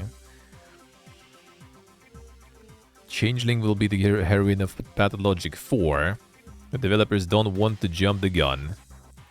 Understand the premature promises about the previous pathologic led to unfulfilled expectations. We apologize for that and don't want to mislead you in the future. Developer should not be an unreliable narrator. Let's see. So basically it looks like every character gonna get their own sort of like game that is like tuned for the character, I guess.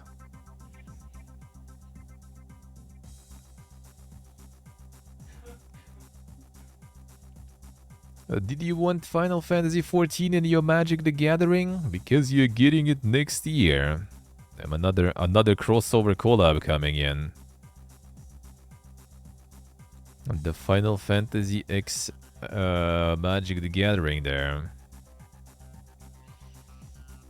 Looks like it's the, yeah, like the classic is all 3 characters, but yeah, the second one was supposed to be kind of all characters, but yeah, ended up being only 1, and now the separate game is gonna be. Wait, Spider-Man also going to Magic the Gathering? Dude, insane. He's insane. I wouldn't mind getting like the Fallout ones maybe, to be honest, but shit's expensive. I kind of looked into it, but yeah, it would be kind of hard to order and stuff here, and shit's expensive. And just for the collection's sake. And I mean also like traveling around with the extra weight of the cards doesn't sound that bog really. All gonna be MTG cards, true. Tarisland's arrival to Steam is met with low player numbers and mostly negative review scores. Oh yeah, the Tarisland was on Steam. And before just not available. Okay, it does actually. It is. Ooh, yeah, there it is, man. People don't want the mobile. I need mouse targeting system, give us that and we will play. Damn son. A bad version of World of Warcraft, every dungeon had literal bots as teammates. A mobile on PC again. Extremely bland and generic. Stealing information about you and stories on server in China to sell you information. Damn, classic. This is awful. Game has got you in it. 30 minutes uninstalled. There it is. Yeah, the PC specific focus is required.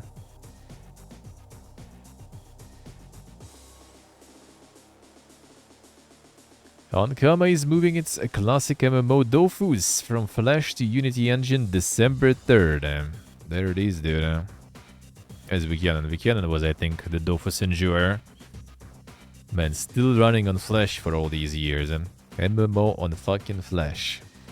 It's like speaking of like MMO made on like the RPG Maker and everything. There's the MMO on Flash that was discontinued in 2020 even.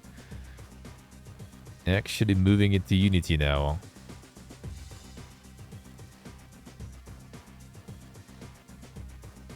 A Warcraft 3 Reforged temporary 2.0 version update on an internal PTR sparks rumors of a revival.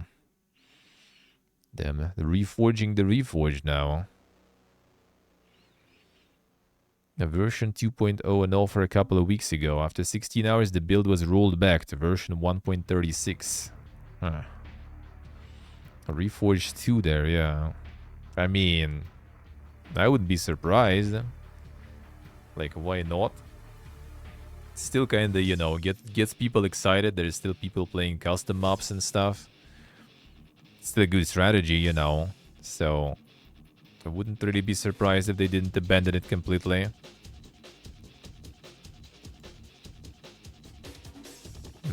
There it is. Blockchain-infused EVE Frontier schedules next playtest for early November. There it is, man. Spin-off rooted in blockchain and utilizing smart assemblies.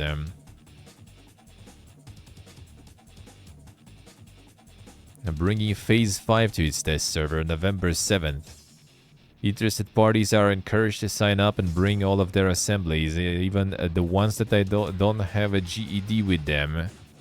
Testers spent over 9 years of time collectively in the previous Phase 4, which wrapped up earlier this month. Oh, collective. Okay, I see what they mean there. I was like, the fuck? Grounding the experience in scientific principles, we want to create as real a galaxy as possible, allowing you to rely on your intuition and understanding as you navigate the frontier. Well, more blockchain in there. Play to earn. Let's go, dude. And there it is. The OG Warcraft 3 is not nice to look at.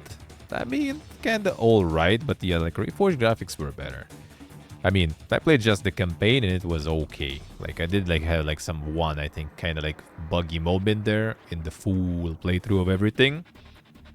Other than that, was kinda alright. The multiplayer had some issues though. Star Citizen player reports CIG is making him sign an NDA before getting a refund. Damn, son. A letter requesting refund roughly a month ago appeared to make similar remarks as another concession by CIG last July. What's different this time around, though, is the fact that he's being told he has to sign a non-disclosure agreement in order to receive his refund. A reveal that caught many gamers by surprise, along with choosing whether to keep his user status or be removed from the game entirely. When seeking advice from other Redditors, as well as planning on getting a free legal consultation on the matter, some replies pointed out that using NDA before receiving a refund may be against UK law and EU law. Further, a look through the refund's FAQ and its terms of service don't mention NDA requirement. Feral Squirrels did point out that he isn't signing anything before seeking counsel, and that he has until November 8th to respond to this CIG, so it's possible that news to this added obstacle may unfurl further in the next few days. NDA on like what? I wonder though. On what and why? So you can't tell others that you refunded or something? The fuck is that? Corepunk says it's a month and a half behind schedule, but early access is on track for November 26th. Yeah, all this kinda sounds like, you know, this one we might be not trying for now, I guess. We'll see. Can't tell others the game don't exist, yeah. A delayed release of new steps biome. Roughly a month and a half behind schedule due to significant volume of tasks, but don't worry, this won't affect the start of early access. Yeah, that doesn't sound like a good, you know, message really for the early access if they're behind that much on stuff on work, but still releasing in like 3 weeks basically. Not so sure, man. All the content we planned but didn't have time for at the start will be released sequentially over 1-2 months after launch. From product launch standpoint, this is even better for the game. Most players in early access will be trying the game for the first time, and with the new side quests, episode 3 and new steps location, we anticipate that by November 26th the game will offer at least 300 hours of quality content. Not counting the huge potential for replayability. In terms of content readiness for early access, we're absolutely confident that this is more than enough to begin our journey in the open ocean. Over the next few weeks, we'll be adding content and features while simultaneously conducting extensive polishing of everything possible. We'll see about that, dude. Sounds dank.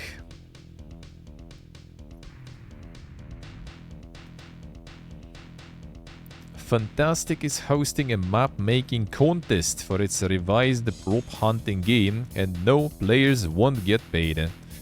Again, they already did it for the day before, I think, weren't they? Just like getting people to do something for completely for free, pretty much, as a contest and stuff. First ever contest designed a map for items. Damn, son. A winner will receive a map fully designed and playable in the game. Ugh. Their name displayed on the map somewhere. Ugh. A free Steam copy of the game items. Damn, son. That's quite the pay there. Quite the payment, dude. Paying an in-game swag. Saw that somewhere before. The value. EVE Online's multiplayer, mobile-only 4X strategy game, EVE Galaxy Conquest, officially releases. Damn, EVE Online keeps pumping there, dude. 4X strategy for iOS and Android. Not on PC, though. Seems like that could be also kind of popular, no? A lot of 4X enjoyers, or I guess on the mobile, 4X enjoyers are a little less, you know, less picky with the 4X, probably. So easier to actually make something succeed there. Yeah, Dead Island 2 reaches 10 million players. There it is. April 2023. Insane.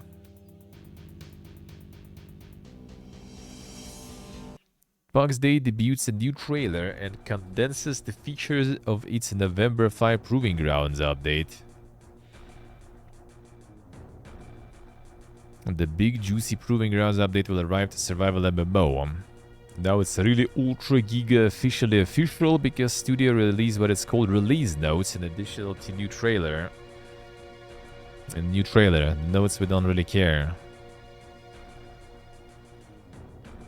The landscape and PvE updates, a new journal, combat updates, other general changes. It was still kind of like the PvP stuff, I think they're being added mostly. I'm kind of like still like low-key curious about that one, but yeah, that's currently at least doesn't look like that poke though. Polish survival game tomorrow MMO a Nuclear Quest launches on mobile. Post-apocalyptic games from Eastern Europe. Name a better duo there. Fallout-like experience, but why mobile? Why mobile? It doesn't like really give you like the post-apocalyptic vibe that much though, even from this, to be honest, but I guess. Hunting gathering for the purpose of building up a base in your arsenal. PvP and co-op play, tons of crafting exploration. That sounds kind of more like not exactly MMO, but kind of, you know, another like a Rust but on mobile or something. Pantheon extends pre-early access testing through December 1st with record numbers showing up. Damn, son. Pantheon actually gonna be going places? Current testing cycle for all backers now has been extended to December 1st. Studio said record numbers of players are funneling into the game right now. And December 1st is also cut off for anyone wanting to put in a pledge. Studio working on a lot of last-minute content for early access, including a trio of new biomes, Silent Plains, Eastern Plains, and Wells End. More character customization options, improving new player experience, and fleshing out progression to level 40. They're gonna release on in early access soon already. A new European server, actually.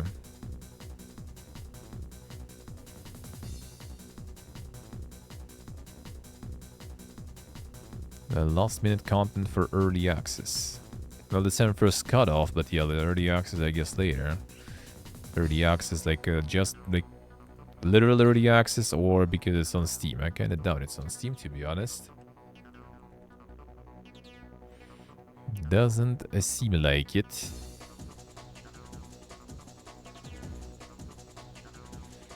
Yeah, Sonic X Shadow Generation surpasses 1 million units. Released October 25th. Already past 1 mil. And the reviews are really good too. Sonic is pumping, dude.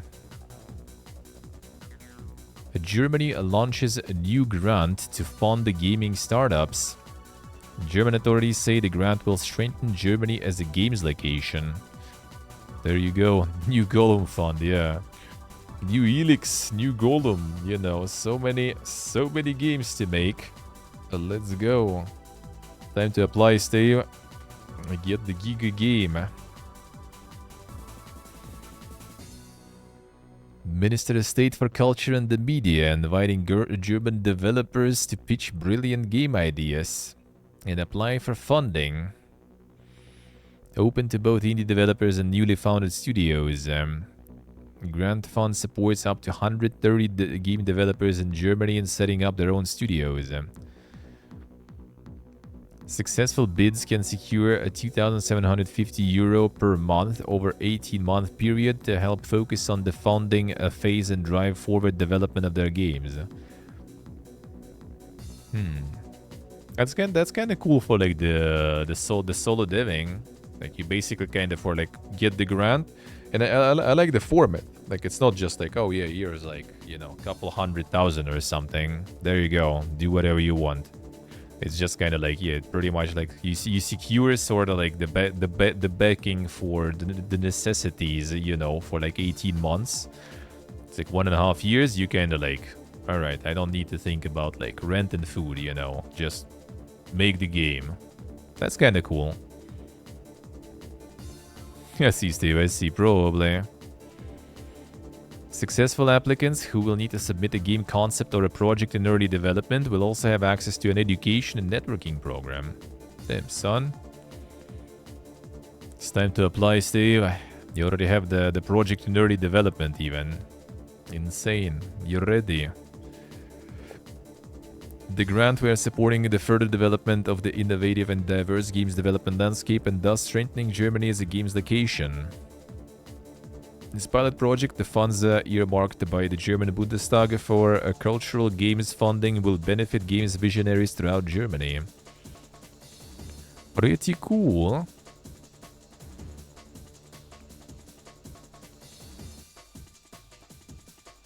SAG Aftra announces agreement with AI voice company Itavox.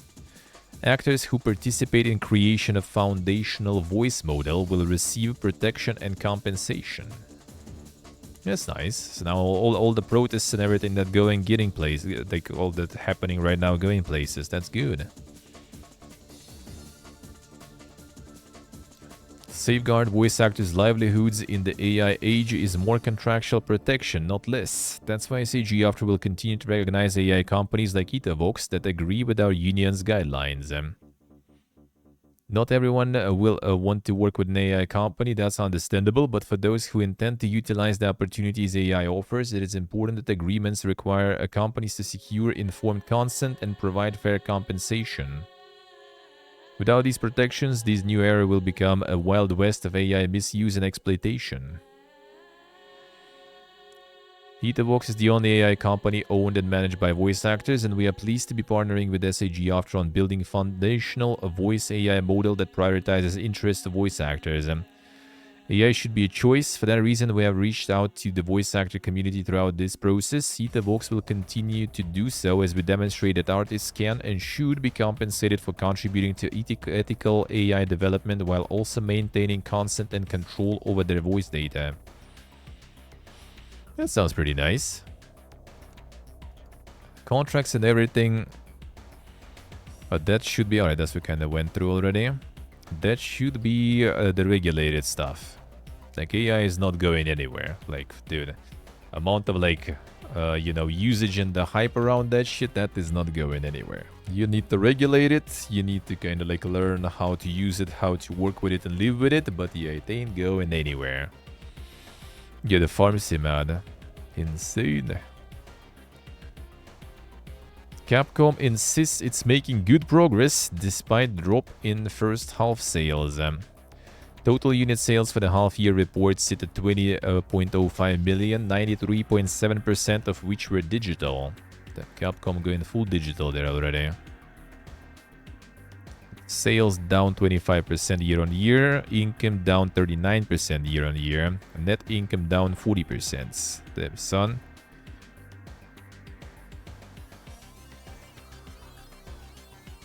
Not pogging much there. Let's see, stay right. Number of tentpole franchises. Resident Evil 163 million units, Monster Hunter 105 million units, Street Fighter 55 million, Mega Man 42, Devil May Cry 32, Dead Rising 17, Dragon's Dogma 12, Ace Attorney 12, Marvel vs. Capcom 11, Onimusha 8.7. 163 billion Resident Evil. Insane, dude. And that's still kind of like probably at this point already less than one GTA 5 made. EA CEO pushes back against the idea of an Apex 2.0 to solve its issues after title's disappointing quarter. Andrew Wilson also addresses breakout potential of Dragon Age Veilguard. Oh, that's the CEO opinion on this stuff. Apex Legends seen lower player engagement for the quarter. EA continuing to invest in meaningful change for the title. Yeah, like removing it from some platforms, I guess. A whole studs up rebuild and something like Apex 2.0 might be the way to go about it rather than incremental change. It's a really good question, but probably beyond the scope of this conversation. But what I would say is that typically what we have seen in the context of live service driven games at scale is the version 2 thing has almost never been as successful as the version 1 thing. No, there's some live services like that actually. That the 2 was better than 1. A Warzone 2? I mean, I guess, yeah. To be honest, like Warzone 2 felt more kind of like, you know, like Overwatch 2 type of thing. It's just the same, but just with a different number, really. Anytime we call a global player community to have to choose between the investment they've made it to date and future innovation creativity, that is never a good place to put our community in. So our objective will be to continue to innovate in the core experience, and you are seeing that from season to season now as our seasons get progressively bigger and we are changing kind of key modalities at play. Thing is, like, it's still Source Engine, dude. Like, old one, basically. Like, how long can you actually, you know,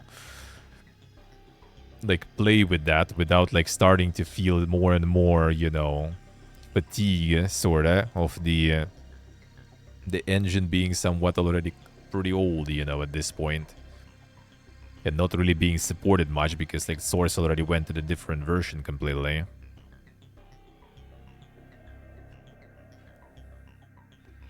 Wilson also addressed upcoming release of Dragon Age the Veilguard, which is launching. Oh, it's before the launch, alright. Well, then it's not that interesting, I guess.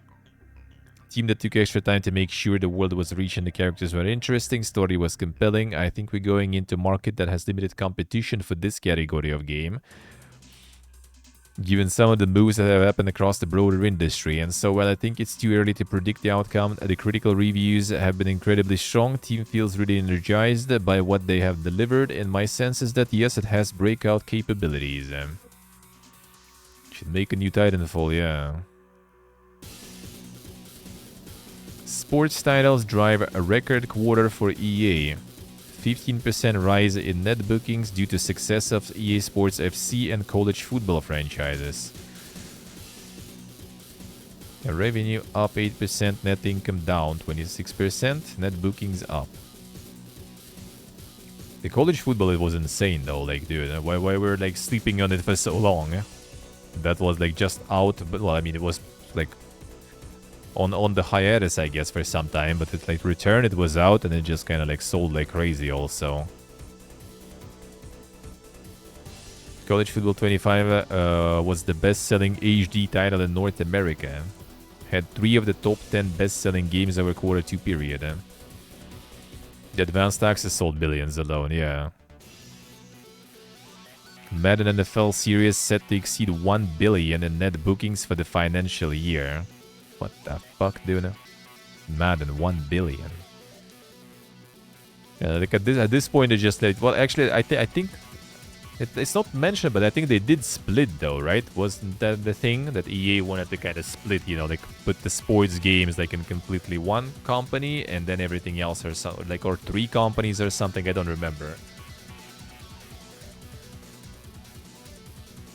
So now, like, whoever is not sports is kind of like, oh man, we can't hide behind FIFA anymore. We actually need to, you know, to make something, because the FIFA profits are now in a different category. We can't claim it's us too. Time to start working, boys. Ubisoft 24-25 half-year results plummet as Star Wars Outlaws underperforms. Company confirms its cost reduction program is well on track. sales down almost 20%. Net bookings down over 20%. Digital net bookings down 26%. Back catalog net bookings 29% almost down. Oof. And that's with some new releases there.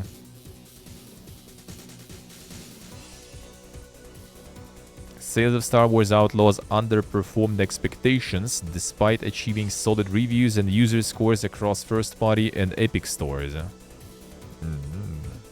Yeah, Epic Store reviews, man. Infamous ones.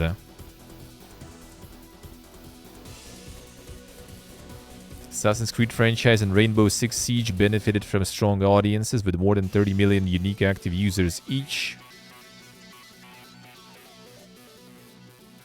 Epic has reviews, yeah, kinda. You can call them reviews, I guess, in a way. Despite recent setbacks, I continue to deeply transform Ubisoft in order to restore the level of creativity and innovation that build Ubisoft's success while delivering stronger execution and predictability. Restore the level of creativity and innovation. And that's why you focus on, like, pumping, you know, like a shitload of Assassin's Creeds and just canning every other franchise. Creative and innovative, dude. Redouble our focus on execution and reinforce player-centric mindset in everything we do. Improving the quality of Star Wars Outlaws, including actively addressing player feedback through title updates as we get ready for the Steam launch. The first story pack and the upcoming holiday season. Also taking additional time to ensure that the upcoming very ambitious opus in our flagship franchise Assassin's Creed Shadows is a highly polished, exceptional experience on day one and it resonates strongly with players. For the past semester, we also further advanced our cost reduction plan thanks to strict control on recruitments, targeted restructurings, and lower external spend. The fruit of a group-wide effort, and I would like to thank the teams as we are transforming the company into a more efficient and agile organization. Over the first semester, we have already achieved more than 200 million euro savings versus 2 years ago on an annualized basis. Still remains work to be done to support robust cash flow generation in the future. Insane.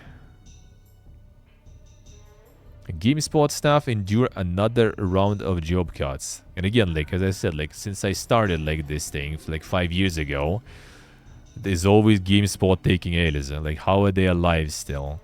They stonks plummeting, like stores closing, staff being laid off. Like, dude, how? Can tell the guy loves making games. True.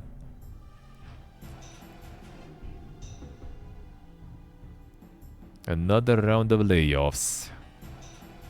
Oh wait, it's the GameSpot, not GameStop. Bigger.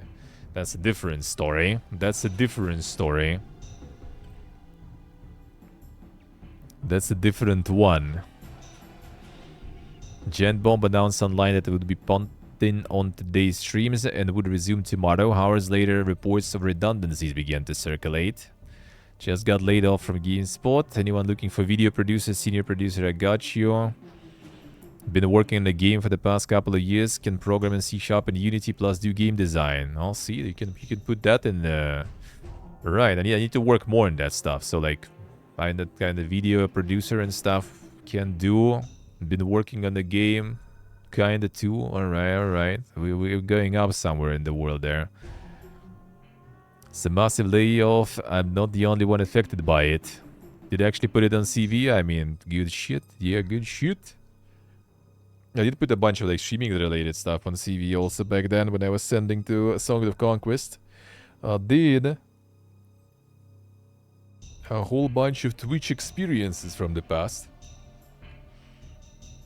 Twitch moderator, yep, absolutely. I mean, it's for community management role it was, so absolutely.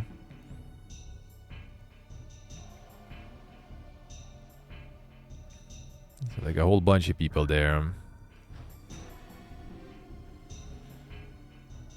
Fourth round of layoffs we've had since they acquired GameSpot in 2022. Industry fucking sucks, man. True, dude. Probably Monsters lays off about 50 people as Battle Barge project cancelled them.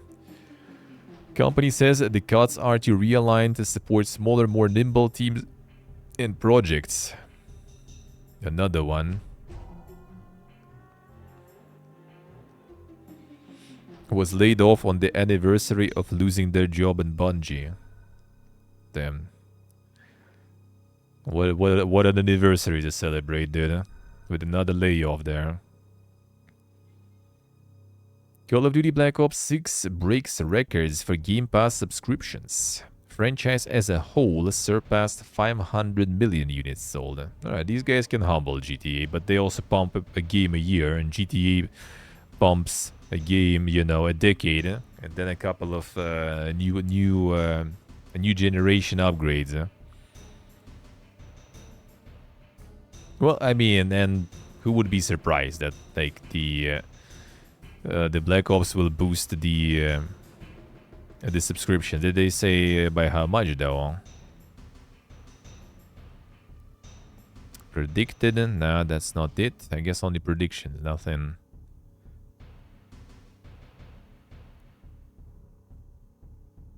Records for day one players, Game Pass subscribers, alright.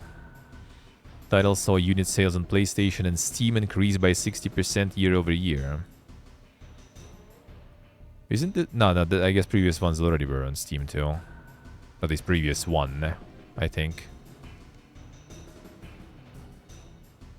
Microsoft gaming revenue up 43% year on year due to Activision acquisition. Xbox content and services revenue up 61% year on year. Damn, the Activision boosting poor Microsoft there. 16% up revenue and income 11%.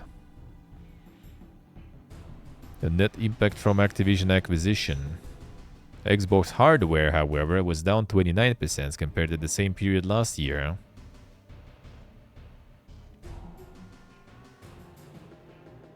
The results in the Microsoft gaming segment were above its expectations for the quarter due to strong performance in both first and third-party content as well as consoles.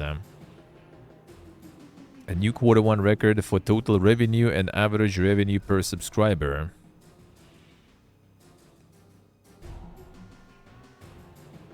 Set new records for monthly active users in the quarter as more players than ever play our games across devices and an Xbox platform. True, guess about it, true, huh? Yeah, I kind of wonder what they're gonna do now that the PlayStation Pro and stuff gonna be out. Like, are they planning to roll out their own answer to that, or are they just not even gonna bother, to be honest?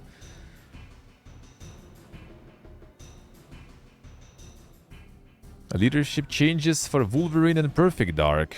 Marcus Smith replaces Brian Horton as creative director and Wolverine, while Horton moves to Xbox to head Perfect Dark. Okay. Some dink changes there.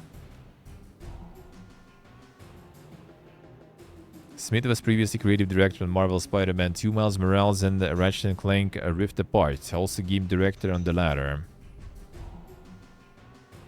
Horton moved from PlayStation to Xbox and is now a creative director for the initiative's Perfect Dark. Firm said Horton will be bringing his wealth of experience to the upcoming reboot of the classic Secret Agent series. Horton reportedly been off the Wolverine project since the summer, having been attached to it since 2021. Meanwhile, Wolverine game director Cameron Christian will be replaced by Mike Daly. Christian will remain in Insomniac in a different role.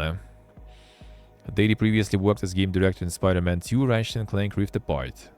Also lead designer on Miles Morales. So they basically kind of like trying to get more Spider-Mans and like successful games basically overall people on board for Wolverine.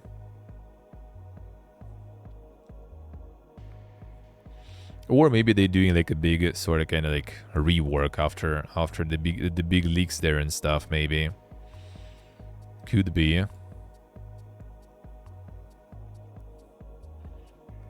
CWA criticizes Sony for shuttering Firewalk Studios and Neon Koei. Union says it plans to raise the anti-competitive impacts of Sony's increasing monopoly with regulators, policymakers, and stakeholders. Wait, what does it have to do with monopoly stuff? Highly insulated video game CEOs are creating perilous working conditions for workers by eliminating their job security. I mean, that is true. Furthering their monopoly position in the video game industry. That I kind of don't really see the connection with, though. Sony's decision to dissolve studios outside their walled garden of PlayStation exclusive content rather than making games that have to compete in the highly diverse and competitive mobile game market should be cautionary warning sign of Sony's interest in furthering their monopoly position in the video game industry. Not sure. I guess, Dave, I guess.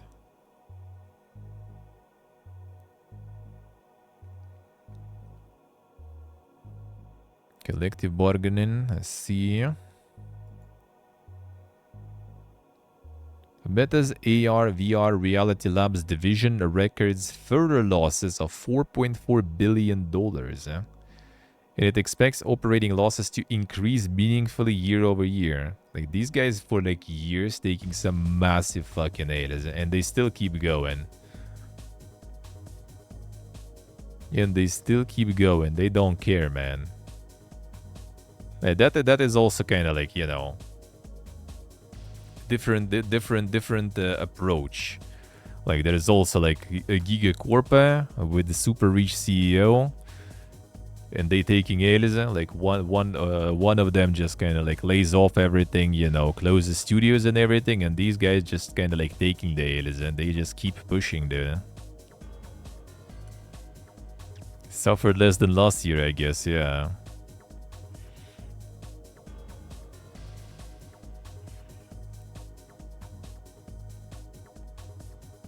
Expenses were also up 19% year on year to $4.7 billion. Third reported loss of the year in this segment. A loss of $3.8 billion during first quarter, $4.5 billion in the second quarter, and now $4.7 billion in the quarters, dude. It's like the year is not over. They already fucking lost like 13 billion there. Holy shit. Like in a year it's gonna be over 15 billion bucks just like down the drain. Losses increase meaningfully year over year due to ongoing product development efforts and investments to further scale its technologies.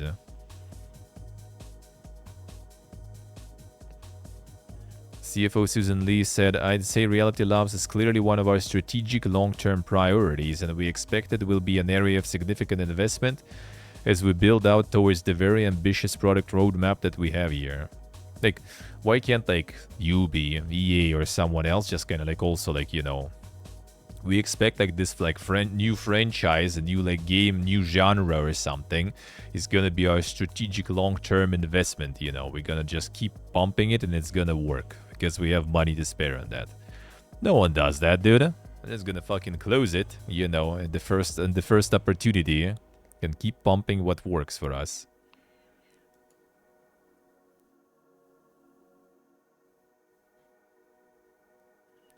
Yeah, Phasmophobia sold over 20 million copies.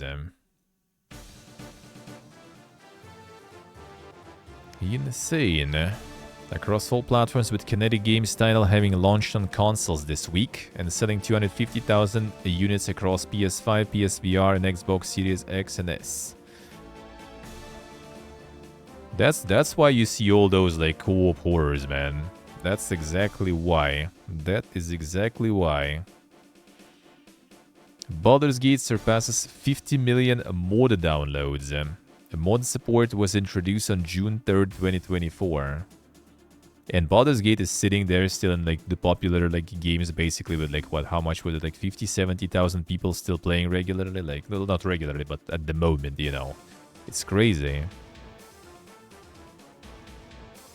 Maybe, you know, maybe like Bethesda will get like some lessons from that you don't need like to make a shitty game for people to make mods and keep it alive. Maybe you can make a good game and then also get the mods to be made for the good game to keep it alive. That, like, you know, really makes you think, dude. Maybe making a shit game is not a requirement.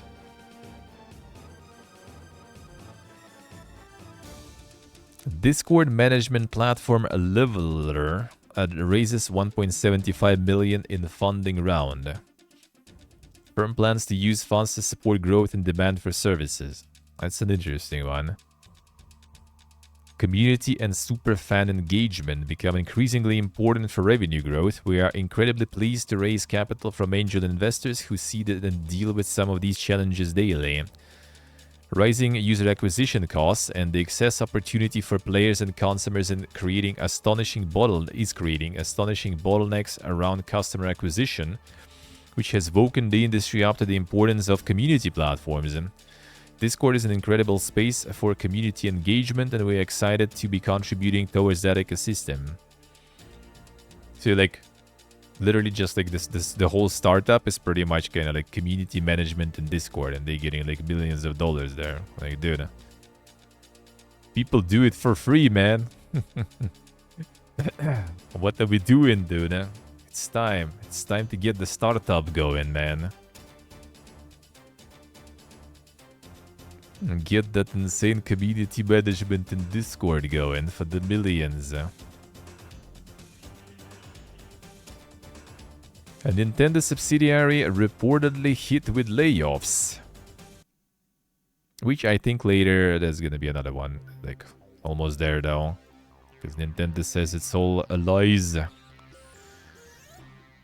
PlayStation players spends $2,000 on 24 years of PS Plus to avoid the price hikes. Damn, the Giga Shot move there. Promoted a user to buy PS Plus until 2048. Due to the absurd price increases the past few years. I mean, that might be like super 5 head away. In the same time, it also might be like they're gonna like change something in the system, you know, or like rename, like do something like that, and you kind of fucked. And in the same time, I guess it's like 2,000, you know. I mean, that's a lot, but like, I think in a few years that probably already might actually make it kind of worth, to be honest. Mardus morbidly said that it's only good if he lasts that long. True. Yeah, only if the services last for that amount of time. That I think is maybe a little too optimistic. Getting for like 5 years or something, I think that can be actually like a good move. Maybe even 10. I think that's kind of safe and probably a good investment, to be honest. Yeah, Nintendo denies claims of layoffs at subsidiary. Japanese outlet Leak Press reported that Mario Club Co. Ltd. was laying off up to 150 employees. In a statement given to Eurogamer on the matter, Nintendo says that isn't the case.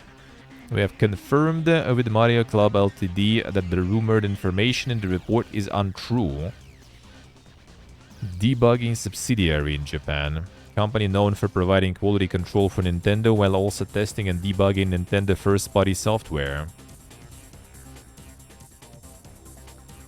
In 2024, there have been nearly 14,000 known jobs lost, layoffs, the gaming industry. Alright, so basically it's kind of like, oh, they said that there's layoffs and Nintendo said no. Alright. Okay, that is done then.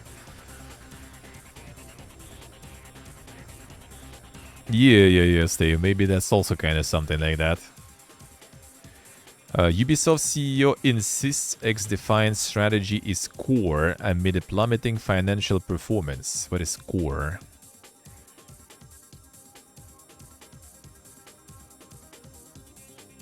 In one question lobbied Ubisoft CEO during the recent financial call, a radio silence around XDefiant was noted.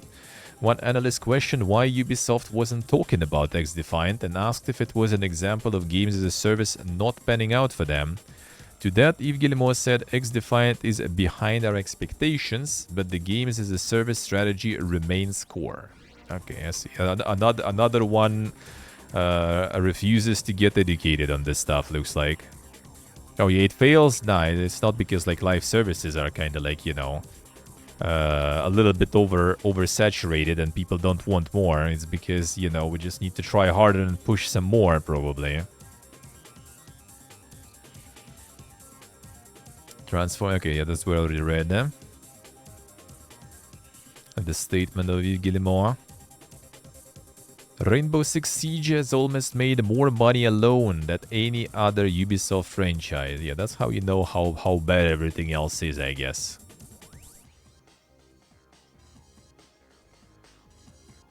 Since 2016, Rainbow Six Siege made a whopping 3.5 billion euro.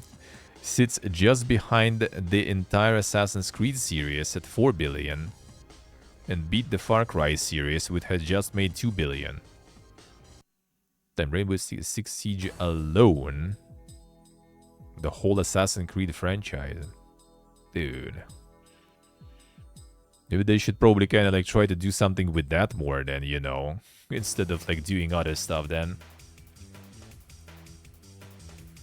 Yes, Steve, yeah. Several franchises topped the 1 billion consumer spending. Division, Ghost Recon, and Just Dance. Yeah, maybe they should probably invest more into that then. Or like try to work in that direction somewhat, you know. Yeah, maybe there is something there. Black Ops 6 launched the biggest Call of Duty history. Oh, pretty much read that. Yeah, that's the from CEO Microsoft that we read. A GTA Online PC getting enhanced version boost next year. Oh, do we need to buy that again?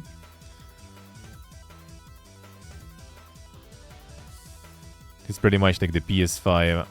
The PS5 and Xbox Series upgrade, yeah. Ray tracing, further draw distances, finer texture details, denser traffic, enhanced resolutions.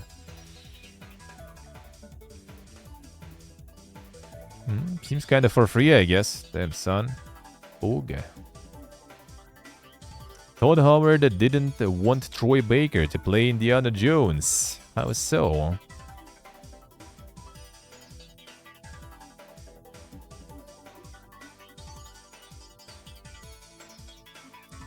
And most senior heads originally rejected the idea of hiring Baker. Todd Howard and Troy Baker were captured offering their thoughts on the same page. It was revealed that the pair hadn't properly met before they touched base regarding the role of Indiana Jones. It was stated that Howard outrightly told Troy over a video call that he wasn't what they wanted. This was despite audiences reacting positively to Baker's performances. We felt for this project and the time period it was set in, we cast a pretty wide net. I have you know, we did a blind taste test and people chose you every time. Ultimately, the team and Todd Howard opted to bring in Troy Baker to perform the role of the legendary treasure hunter. So Todd kind of wanted to do it just because he felt it, and then they got some testing going, and apparently it was actually... people picked him there. Damn, Steve, then that's why they add in the disclosure about, you know, endorsing Nazis and everything. I don't want to make him too appealing, you know. Prime Gaming is giving away 24 free games in November. Here's what they are. There's some good stuff in the list there. Dishonored Definitive, Duck Paradox, Close to the Sun, Disney Pixar's Cars, Bang Bang Racing, Snakebird Complete, Box, The Curse of the Brotherhood, Overcooked Gourmet Edition, Gloomy Tales, One-Way Ticket Collector, Super Meat Boy, Moonscars, Riot Civil Unrest. That one's kind of like a cool pixel art one. Even though the reviews of that one are kind of bad, but it looks kind of interesting. Elite Dangerous, on Epic though. Sir Whoopa's Immortal Death, Jurassic World Evolution, Mystery Case Files, Dalimar Legacy Collection Edition, Shogun Showdown. Shogun Showdown was fun though. That's the one I played, right? Because the name is like really, like... There is like Shogun something, yeah, it's Showdown, right? The one. Because there is also like something else with Shogun there that was also very similar. Was it? Yeah, okay, that's the one. That one was nice. Light Dangerous seems kind of poor-relay, I guess. Yo, those already been free on Epic. Actually, was the Light Dangerous also free there or something? I don't remember, actually. I think there was something else on the list that was... It was, okay.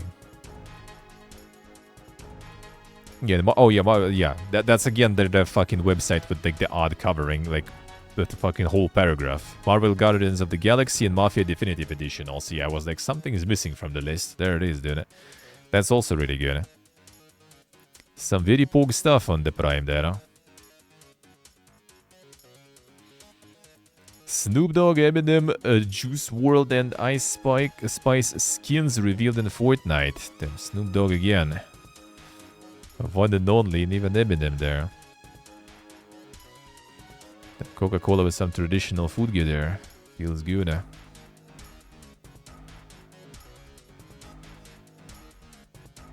And post even any pictures of the skins there? Come on, dude. Collection of skins and new locations debuting soon in a Chapter 2 remix. From Snoop Dogg's Dogfather mansion to Eminem's restaurant Mom's Spaghetti. Alright. Nice. Fortnite be pumping, man. The Mom's Spaghetti restaurant there.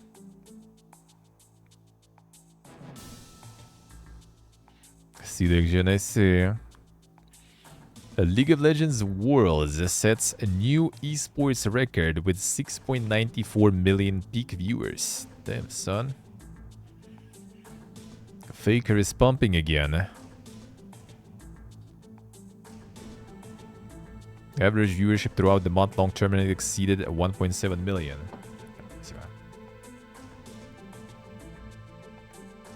Insane. Okay, the fifth world championship for Faker now. What a dude, dude. What a dude. It's like 28. Still pumping. Even though I guess 28 is like nothing. Because some people like, you know, like past 30 and stuff. It's no esports for you anymore. You suck now. You know, there is like the Quake dude, and that is like already like close to 40 or something, and still winning there. But that might also be because no one else is playing Quake, you know. There is no place on Twitch for hatred, says CEO. Damn, there it is, dude. We work hard. Past few weeks we've seen members of the community voice concerns about how we handle potentially harmful content. No place on Twitch for racism, hatred, or harassment of any kind, including anti-Semitism and Islamophobia. Twitch is and will always be about belonging. Each day people come together on our service to build communities around their shared interests and to express themselves authentically. Yeah, and then they also got all this, like, instead of like enforcing some stuff, like the categories that they already have on the platform, like the politics one, for example, they just added the tag also for politics now. And that stuff also not gonna be even enforced, looks like, from what I gathered, because you just like, if you don't put the tag like multiple times and get caught doing that, they will force that tag to be put for some time on your stream, and then after that time you can again remove it, I guess, and then after a few times again they're gonna force it on your stream and stuff. Like, they're not even like really enforcing that stuff anyway. So they basically kind of like made the tag for the political stuff so like advertisers can kind of like target it to not show their advertisements on political streams. But looks like you don't even need to put there really that much. So yeah, PPA good stuff as usual. PPA good stuff as usual.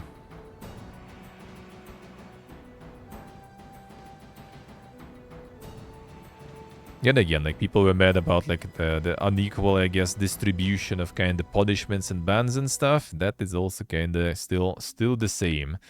Nothing happens. But it's all again like about the politics and stuff. Like, they really just need to kind of like move it to some other like category.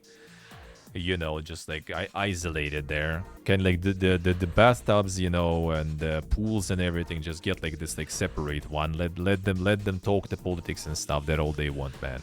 We already have like have enough, you know, enough shitfest and confrontation going on the platforms. Don't need to focus on that anymore. All right, one sec. Let me see if I'm missing stuff there. on the, there's some more stuff there.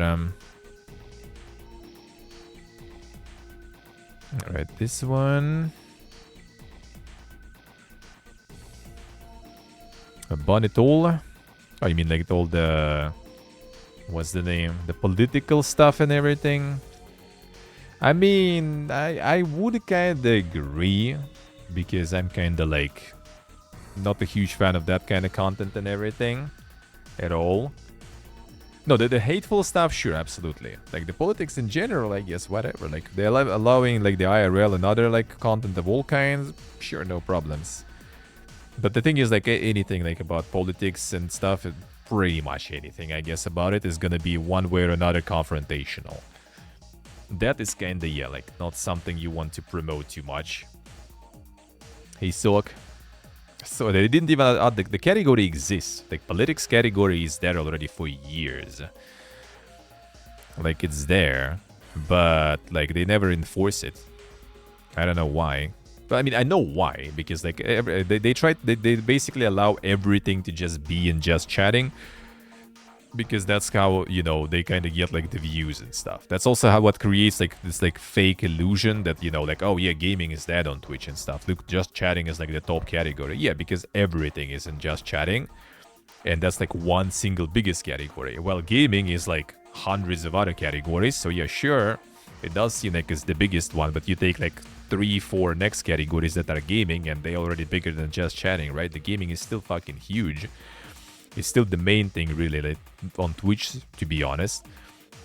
And if they would put the spotlight on all this, like, you know, like, drama, politics, all this, like, farming stuff, they wouldn't be holding the spotlight on that always, but move it, you know, like, to gaming, to some other more, like, wholesome and nice things. Those would also explode, because, like, it's not because the viewers really decide that much, it's because where the viewers are funneled. And that's what decides for viewers, in my opinion. Because there is no discovery, right? All discovery is like whoever has more viewers is higher in the list and they get even more viewers. That's basically how discovery works on Twitch. It's like if they would want to move it to non-IRL stuff, you know, they could, no problems.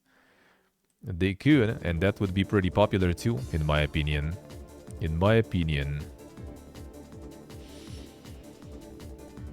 Just way too polarizing. Yeah, it's not about like having like some discussions and stuff, but it's just about, you know, like just like shitting. It's kind of like, imagine like right now, instead of like, you know, me just kind of like talking about the news and we kind of discussing the news, it would be just kind of like, you know, just like I said something about like Ubisoft, right? And someone like instantly starts, you know, like protecting multi-dollar company, and someone else starts attacking them because fuck all the corporate and stuff, and it's just the shit show.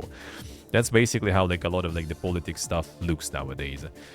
Or it's kind of more like, you know, every single stream is kind of its own, you know, like the boiling kettle there. Like they don't maybe argue with each other too much, but as soon as there's like some sort of overlap with some other opinion with some other streamer or something, that starts like to go like crazy. Split into gaming and non-gaming. No, they really need to kind of just like make the discoverability stuff, in my opinion. Because like if more like you just even like when you read sometimes, right, and some like Reddits and everything, and like people are like, man, yeah, there's like no one is playing games, you know, all streamers like just doing this like reacting and everything, and you're like, bro, do you even Twitch? Like, do you even like browse or something? Or like people who are like going like, oh yeah, there's like no one's consistent. Like these guys like stream for like 4 hours and can just like ditch for weeks and everything, and they don't have like schedule and stuff. Like, dude, there's plenty of people who do, you know. Or like, oh, I was watching this guy because no one else streams like, you know, like in the morning, for example. Like, I'm pretty sure there's still like probably hundreds of thousands of people streaming in any given moment, you know. You just need to look for it. But like no one does on their own, and Twitch doesn't, you know, look for them.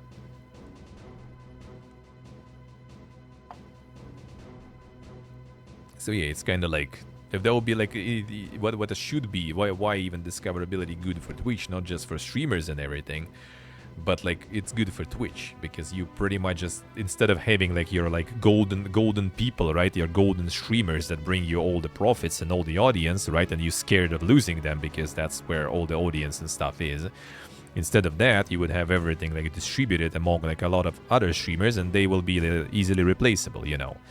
Like someone moved to another platform, sure, fine, Spotlight goes on another one, on the next one. There's already like plenty of people waiting for their spot. Yeah, Gastabani, yeah.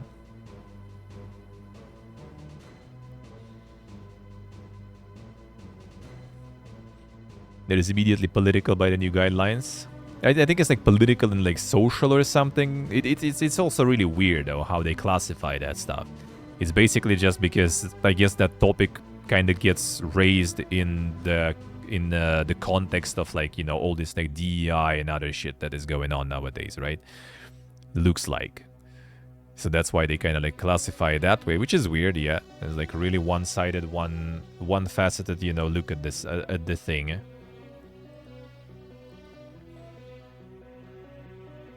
It is really like polarizing and stuff. I like it does actually like it did get like way worse with all this, like, you know, like you look at all this like discourse about all the politics now, especially when like, you know, with the wars going on, with the elections coming soon, and it's just like, dude, it's a cesspool now, it's cesspit, and it spreads to everything, like all this like confrontational stuff all over the place, like, dude. And people just kind of learn that it's like that's how you farm. People farm it on Twitter now, you know, because like you also can get like all the engagement farming basically gets you like a bunch of money nowadays. And like you literally can monetize the outrage. So like all the grift now basically converts directly into, you know, into views, into profits. So everyone is trying to do that. It's just kind of like, dude, can't we just have nice things, you know? And we just like be like we used to be, just chill, hang out, play video games, have some collabs and everything.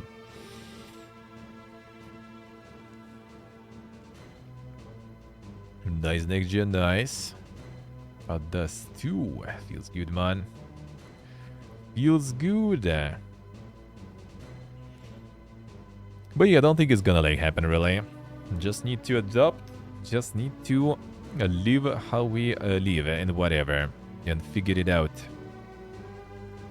Didn't bake the ciabatta. Damn son, going ham there.